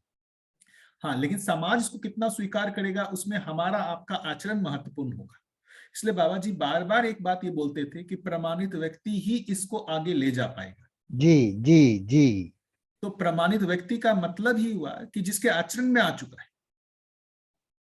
अब हम प्रमाणित होने के बाद सर जी वो अपने आप आचरण में आ जाएगा।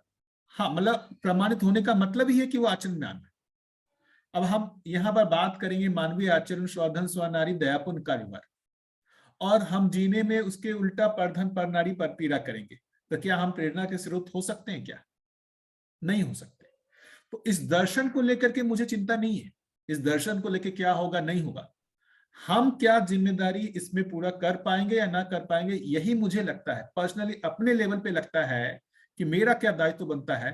तो जैसा बाबा जी जिए, क्या मैं वैसा जी पाऊंगा या नहीं जी पाऊंगा? यदि जी पाऊंगा तब तो मैं इस दर्शन को आगे ले जा पाऊंगा, यदि मैं नहीं जी पाया तो इस दर्शन को नहीं ले जा पाऊंगा। तो संसार कैसे इसको स्वीकार करता है नहीं स्वीकार करता है, उसकी जगह मुझे अपनी स्वयं की जिम्मेदारी ज्यादा लगती है कि एक व्यक्ति ने तो इसको इतने लोगों तक तो पहुंचा दिया। जैसे बाबा जी थे, जब उन्होंने अनुभव किया, जब इस दर्शन को लिखा तो वो अकेले ही थे, लेकिन आज के दिन मानेंगे हजारों 10,000 में तो लोग तो हैं जो इसको सुन रहे हैं, समझने का प्रयास कर रहे हैं। एक व्यक्ति तो इतने लोगों तक पहुंचा। तो बाकी जगह पहुंचने के लिए बाकी लोग भी तो चाहिए। यदि वो प्रमाणित नहीं होते, वो उनके आचरण में नहीं आता है, तो ये कैसे जाएगा?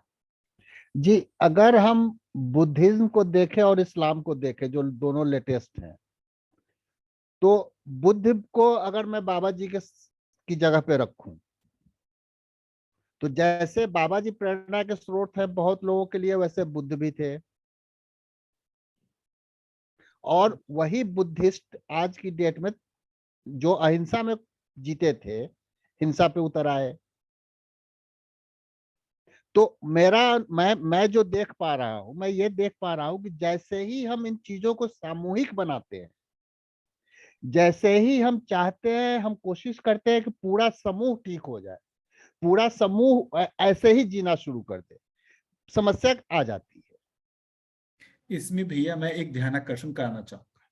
स्वयं में शांत हुए बिना, स्थिर हुए बिना हम समाज में स्थिर होना का प्रयास करेंगे तो यही सब प्रश्न बनते हैं। जी बाबा जी जी जी का आप देखेंगे तो पहला काम उन्होंने क्या किया? इसको संसार को ले जाने में किया, या पहले स्वयं में स्थिर हुए, स्वयं में अनुभव संपन्न हुए, स्वयं में प्रमाणित हुए? जी आप उनकी सुनेंगे भाषण को तो बोले कि 55 साल की आयु में जब हमको ज्ञान हुआ कि हमारे को पूर्ण अनुभव हो गया, तो अब इसको संसार के पास ले जाना है, तो उसके लिए क्या करना होगा?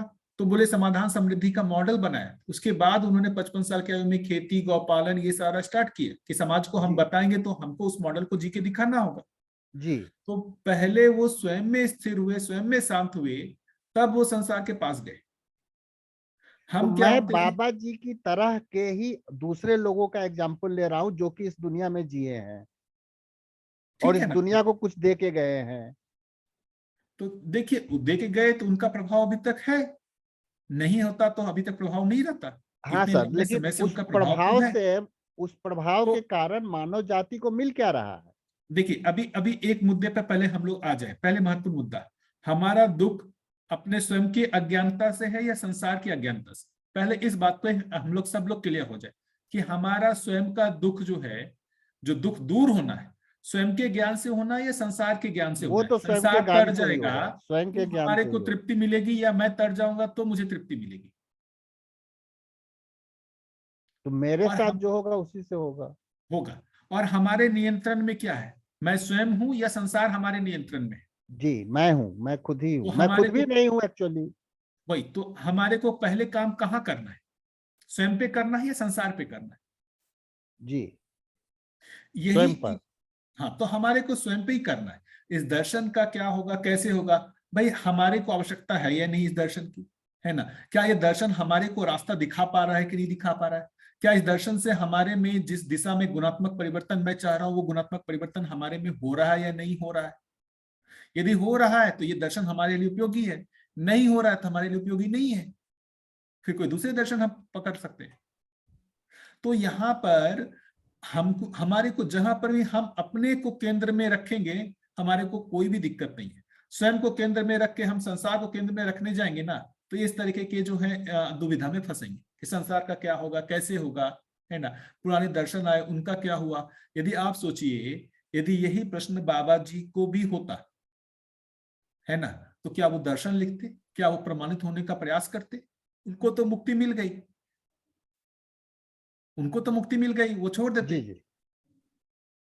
तो उनमें ये आशा थी ना कि नहीं, आदमी अच्छा चाहता रहा है, शुभ चाहता रहा है ना? इस प्रयास से जो है पूरे मानव जाति को बल मिलेगा, इसी आधार पर रहे। तो उनमें हमेशा आशा बनी रही। आप जो जो इस तरीके का आप में प्रश्न सुनते हैं, कई बार मैं भी उस तरीके से सोचो तो लगता है कि बहुत मुश्किल है। पहले तो आप आदमी की बात छोड़िए, धरती बचेगा कि नहीं बचेगा, यही सोच करके मेरे को कई बार भय होता है कि ये धरती को तो जाना ही जाना है, खत्म होगा ये धरती। जैसे यहाँ पर जितने भी लड़ाई झगड़े, कोई भी परमाणु जो बम है, इतने सारे सबके पास आ गए हैं, लगता है किसी दिन झगड़ा हुआ तो ये धरती खत्म हो जाएगी। अब बताइए, ऐसी कल्पना करके ही हम क्या करेंगे? हम तो कुछ नहीं करने योग्य, हम निराशावादी हो जाएंगे। जी जी। अब ये सोचिए, ऐसी परिस्थिति में बाबा जी ने हमेशा उनमें आशा बनी थी। मतलब कितनी आशावादी थे बाबा जी, ये हमारे लिए प्रेरणा है। एक तो कि इतने विद्वान लोग थे जिनसे बाबा जी 30 साल की आयु से पहले मिले, अपने प्रश्नों को रखा, उसका उत्तर नहीं मिला, तो इस आशा में कि भाई समाधि में उत्तर मिलेगा, वो आ गए सब कुछ छोड़ करके कि उत्तर मिलेगा। ये आशा नहीं रहती तो क्या वो सब कुछ छोड़ करके आते? नहीं आते। तो उनकी आशा देखिए, उस आशा में वो यहाँ आ गए और 20 साल तक वो साधना करते रहे, समाधि भी हो गया, तो भी आशा नहीं खत्म हुई कि हमको उत्तर मिलेगा कि नहीं मिलेगा। उसके आगे जाके संयम किया, उसके बाद जो है उनको सारे उत्तर मिल गए। अब आशा बन गई कि भाई इसको संसार को भी देना है। उसमें भी ये हताश नहीं हुई कि संसार की स्थिति तो खराब है, संसार को तो इसकी जरूरत नहीं है। उनमें रहा नहीं, संसार को इसकी जरूरत है। इस आशा में हमेशा वो रहे।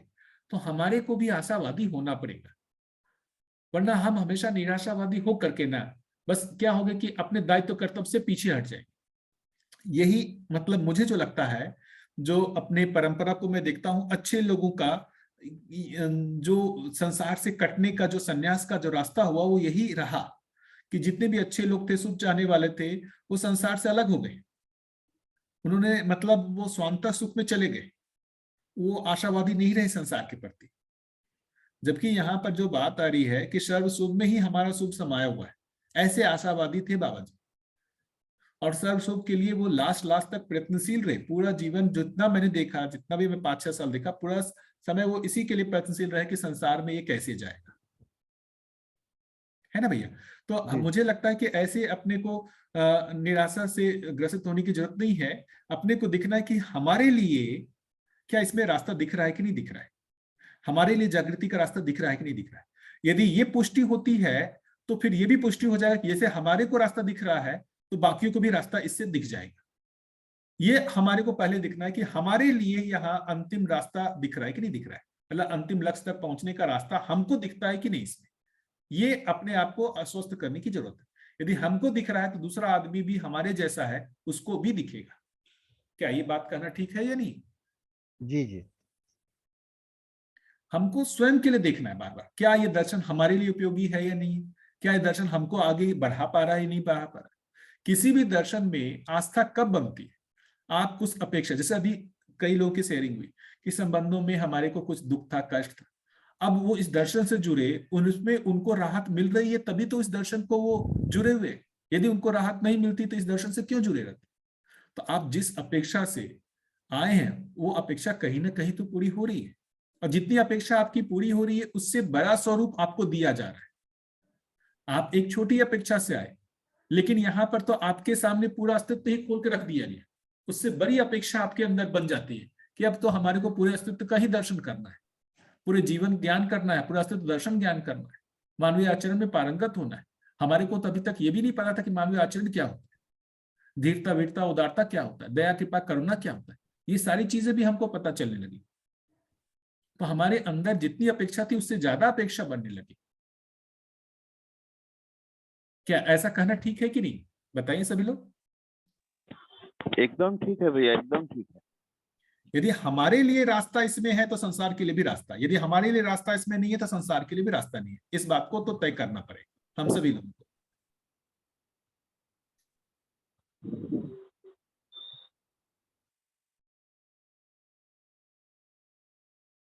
कैसा, बाकी लोग बताएं, क्योंकि ये बार बार हम सभी लोगों के में भी आता ही है कहीं ना कहीं कि संसार का क्या होगा, कैसे होगा, नहीं होगा, धरती खत्म हो जाएगी, संसार को तो इसकी जरूरत नहीं लगती है, ऐसी निगेटिविटी तो आती ही है। तो बाकी लोग इसमें क्या सोचते हैं बताइए। या फिर ऐसे पुराने जो दर्शन थे वो भी आए, उनका अभी हालत दिखता है, तो इस दर्शन का भी हालत क्या होगा।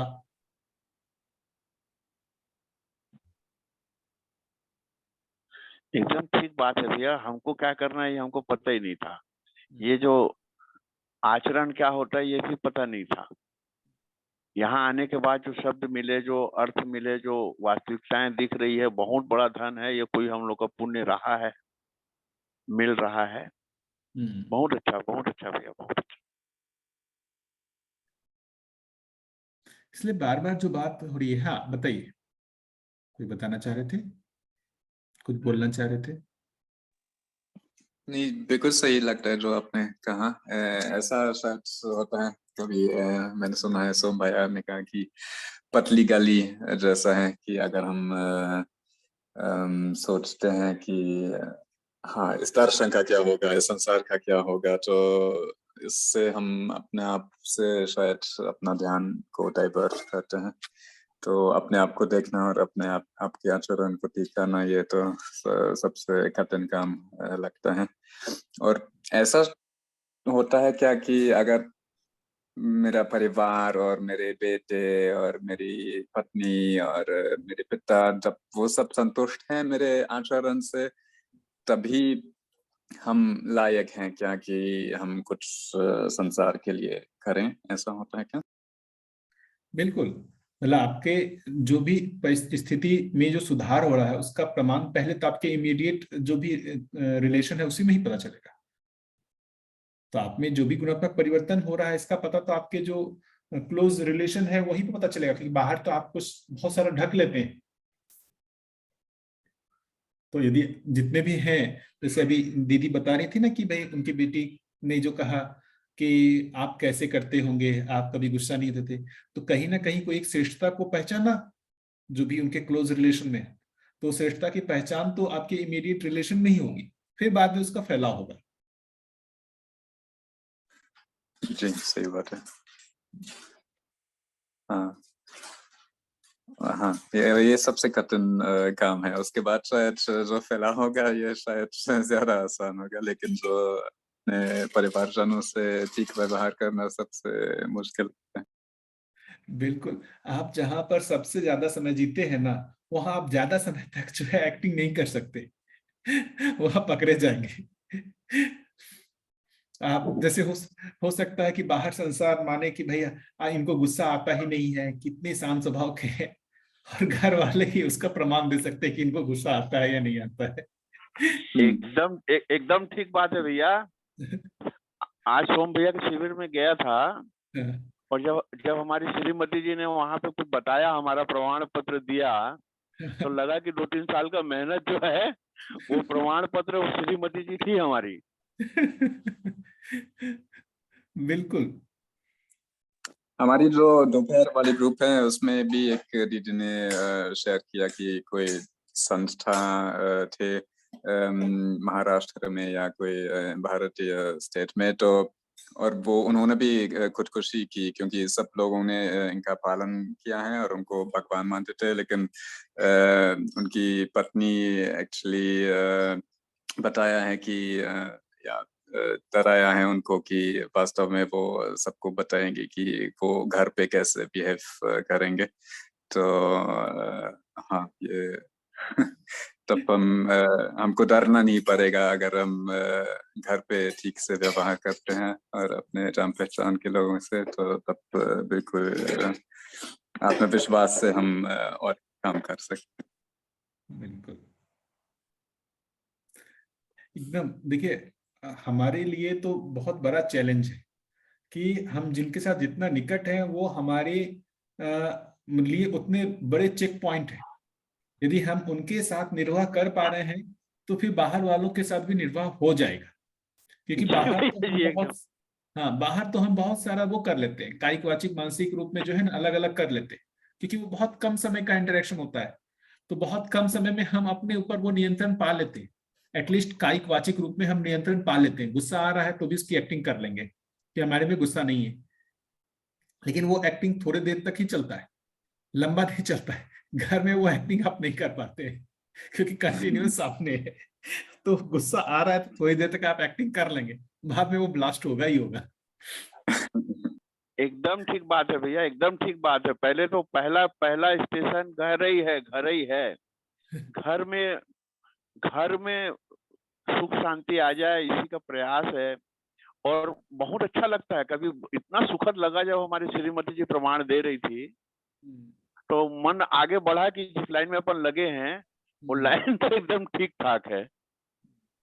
बिल्कुल, इसी से ही तो साहस बनता है। हमारे आसपास जो एकदम क्लोज रिलेशन में है वो हमसे आश्वस्त होने लगे और वो हमारा मूल्यांकन भी अच्छा करने लगे, तो ये हमारे लिए साहस होता है कि भाई हमने जो प्रयास किया उसमें कुछ सफलता मिली है, और प्रयास करने की इच्छा होती है कि अब इससे और ज्यादा हमको प्रयास करना चाहिए। एकदम ठीक बात है भैया। बिल्कुल।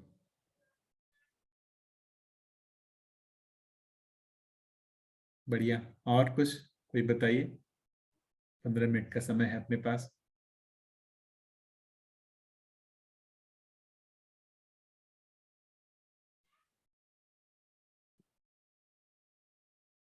है ना भैया? वो मुकेश भैया, एक वो चीज तो क्लियर हो गया ना कि इस दर्शन का आगे क्या होना है।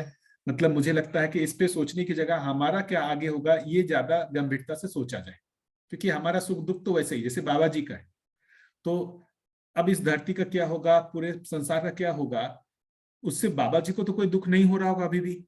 उन्होंने अपने दायित्व कर्तव्य का निर्वाह किया, इतने से उनकी तृप्ति है। संसार को आवश्यकता लगेगी तो इसको एक्सेप्ट करेगा, नहीं लगेगी तो एक्सेप्ट नहीं करेगा।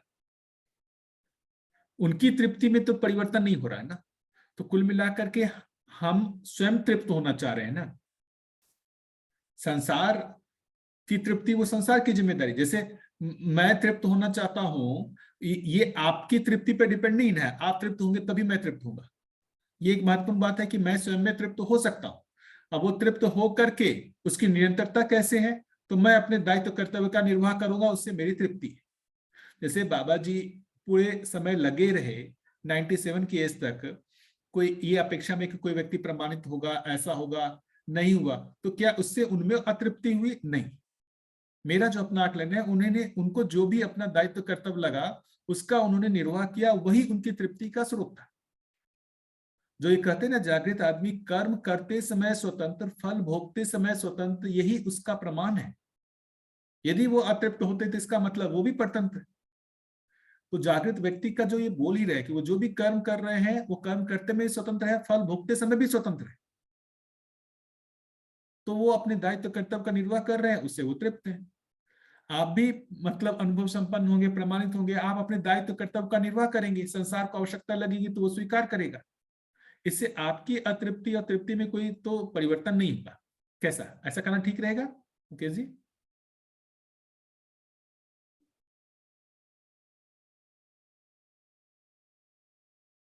जी भैया, आप कुछ बोलना चाह रहे हैं?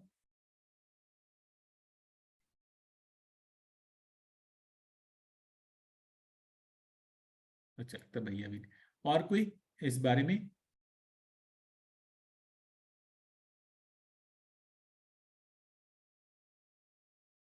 और कोई कुछ बोलना चाह रहे हैं?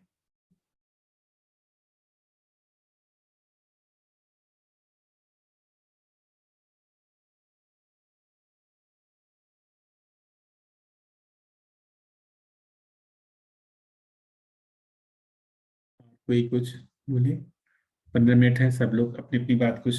वंदना जी, आप कुछ बताइए दीदी।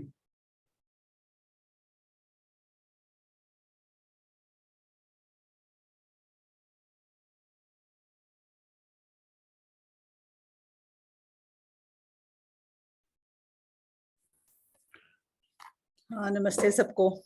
नमस्ते नमस्ते दीदी। नहीं, इससे राहत तो बहुत मिलती ही है, और जितनी बार पढ़ते हैं उतना अच्छा लगता ही है। जब जुड़े थे तो ऐसा कुछ नहीं था कि भाई संबंधों में कुछ प्रॉब्लम्स थी या कुछ था, तो काफी समय हो ही गया है जुड़ते हुए। लेकिन अब जब से अध्ययन शुरू हुआ है, कोशिश करती हूँ कि मैं जुड़ी रहूं, क्योंकि वो बार बार वो बातें सुनने से और इसके प्रति विश्वास और ज्यादा बनता है। और जैसे नीरू दीदी कह रही थी कि जो पढ़ते हैं कहीं मन में कुछ चल रहा होता है, तो लगता है कि हमारा ही उत्तर शायद बाबा जी दे रहे हैं जो भी पढ़ते हैं। तो हर बात में आता ही है। तो जितना पढ़ते हैं इसको उतना ही विश्वास बनता है, उतना स्वयं पे विश्वास बनता है। तो ये सारी बातें तो हैं ही, और आप लोग का साथ हमेशा बना रहता है, इससे अच्छी बात और क्या है। बढ़िया, बिल्कुल। मतलब मुझे भी लगता है कि कई बार समस्या में आता हूँ, कुछ भी सुन लेता हूँ ना, तो तुरंत ही आशा जो है वो बन जाती है। मतलब पॉजिटिव, जो एक पॉजिटिविटी आती है, क्योंकि बिल्कुल कुछ भी सुनते हैं तो उसमें पूरे स्मृति में वो सब चीजें आ जाती है, जितना भी हमने इस दर्शन को लेकर सुना हुआ, सारी चीजें ट्रिगर होने लगती है। बिल्कुल। तो वही ना, और फिर बाबा जी कुछ भी कह रहे हो से ले दे के वही बात है कि हमें खुद को समझना है, हमें अस्तित्व को समझना है, और सब कुछ जो हो रहा है वो निश्चित ही है, हमें निश्चित आचरण में रहना है, और सब कुछ निश्चित है। तो हम कहीं फंसे हुए भी होते हैं, तो वही बात हमारे बार बार आता है कि हमें चेंज हमें खुद को ही करना है, और खुद पे ही काम करना है, और अस्तित्व ऐसा ही है, निरंतर है, बना हुआ है। वर्तमान में ही हमें जीना है। तो ये सारी बातें ना बार बार बाबा जी के हर सेंटेंस में ये बार बार ये बातें दोहराई जाती हैं, तो इन्हीं पे बार बार विश्वास भी बनता रहता है कि हाँ यही है। तो कहीं हम गलत हो रहे होते हैं या हमारे मन में कुछ और विचार भी आ रहे होते हैं, तो वो स्थिर हो जाते हैं कि नहीं, बिल्कुल ये सही नहीं है, यही सही है। तो रेपिटेशन सा हो जाता है हर चीज, और जितना रिपीट होता है उतना ही वो स्ट्रांग होता जाता है। बिल्कुल।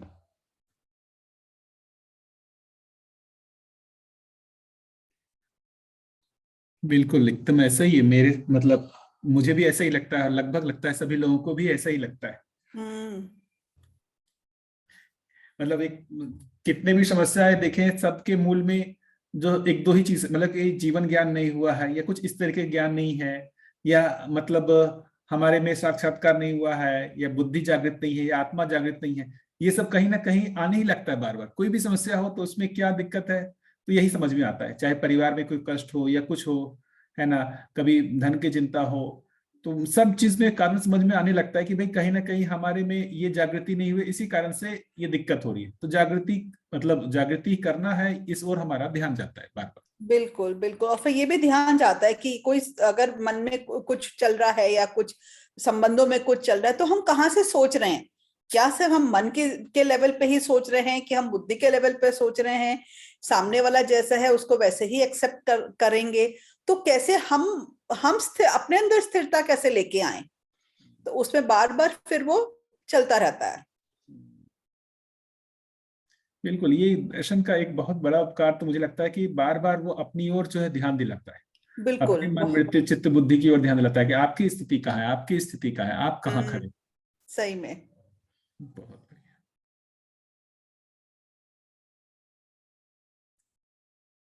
और कोई कुछ? 10 मिनट है अपने पास अभी भी।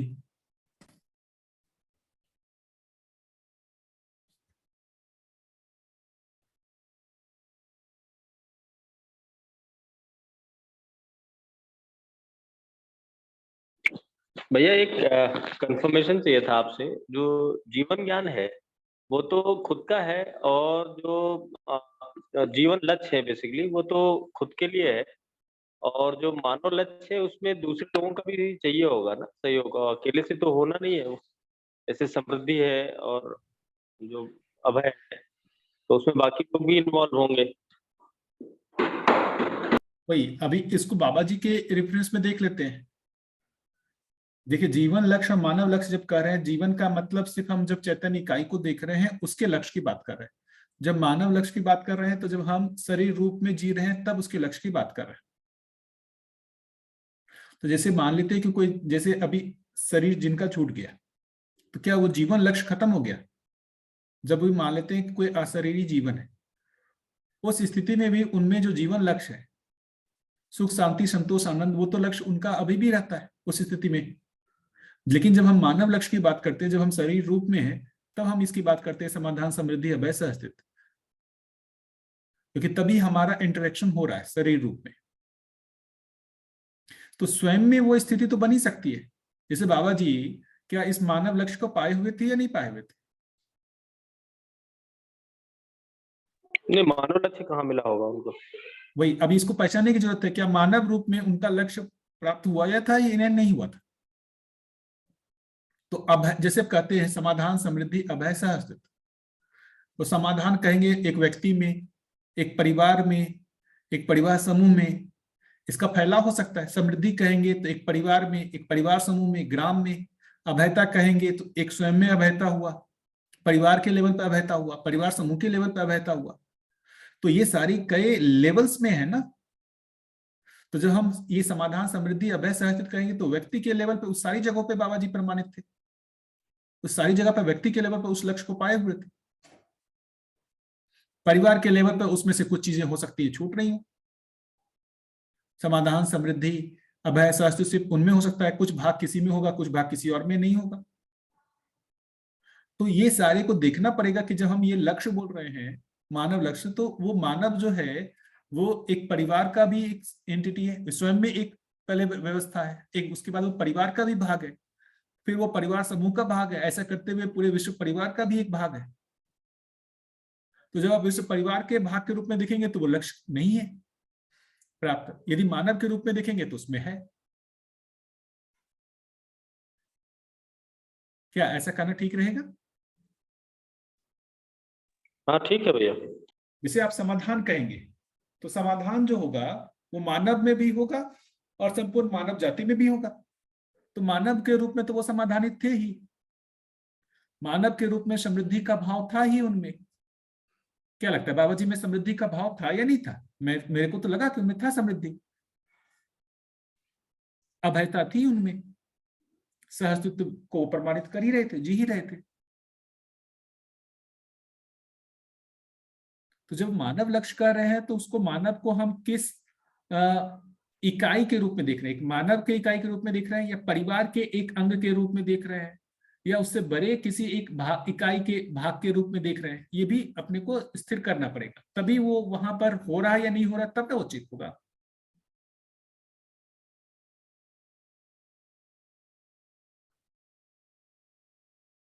ठीक है,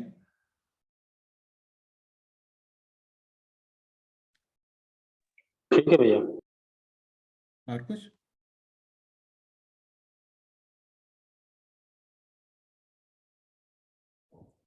भैया ये मित्र आशा क्या होता है? मतलब आशा तो सुना, पर मित्र आशा इसमें लिख रखा है। मित्र आशा इसको समझते हैं कि भाई न्याय के साथ जीने की आशा। जैसे अभी मतलब जीवन विद्या परिवार में हम एक दूसरे के साथ जब भी बातचीत करते हैं या वो जो भी हम करते हैं इंटरेक्शन, उसमें हमारी आशा क्या रहती है? कुछ एक न्याय की आशा रहती है ना।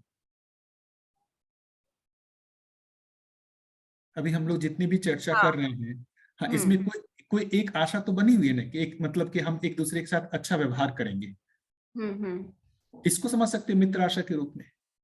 अभी देखिए ना, हम लोग दर्शन में जितने भी लोग जुड़ रहे हैं, दर्शन के लोगों के साथ हमारा जो व्यवहार होता है वो मित्र आशा के रूप में ही तो होता है।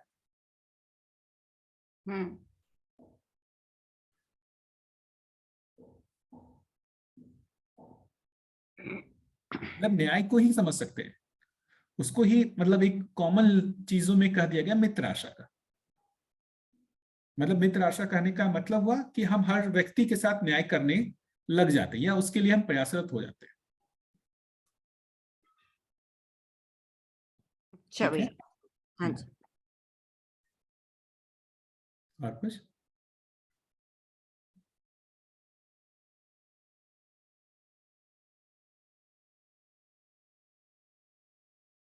और कुछ?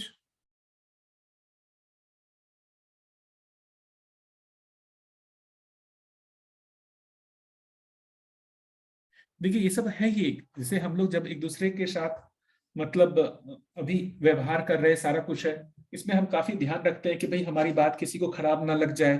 यदि अपने को शंका बनी थी कि मेरी बात किसी को खराब लग गई है, तो हम वापस उसको ठीक करने का प्रयास करते हैं। तो हम एक दूसरे के साथ वो पारिवारिक रूप से संबंध जो हो एक है, जो एक ब्लड रिलेशन है, वो ना रहते हुए भी एक दूसरे का हम काफी ध्यान रख रहे हैं। एक दूसरे के व्यवहार में हम एक दूसरे के साथ मधुरता चाहते हैं। तो ये कुल मिलाकर के क्या मित्र आशाओं के रूप में ही तो दिखता है कि यहाँ पर हमारे साथ कुछ एक संबंध हो जहां पर कोई बैर ना हो, इनके साथ हमारा अच्छा संबंध हो, इनके साथ हमारा स्नेह भाव दिखे। इसी से ही तो बल मिलता है हम लोगों को। मतलब इसी अर्थ में ही तो इसको जीवन विद्या परिवार भी बोल रहे हैं, जहां पर हमारा एक स्नेह का वातावरण बनता है।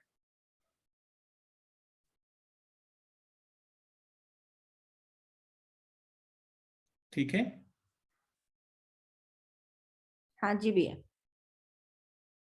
बहुत बढ़िया भैया, आज के सेशन में सारी शेयरिंग में भी बहुत बढ़िया बातें निकल के आई, बहुत ही अच्छा रहा। बढ़िया। और कुछ करना हो या फिर आज रोक लें?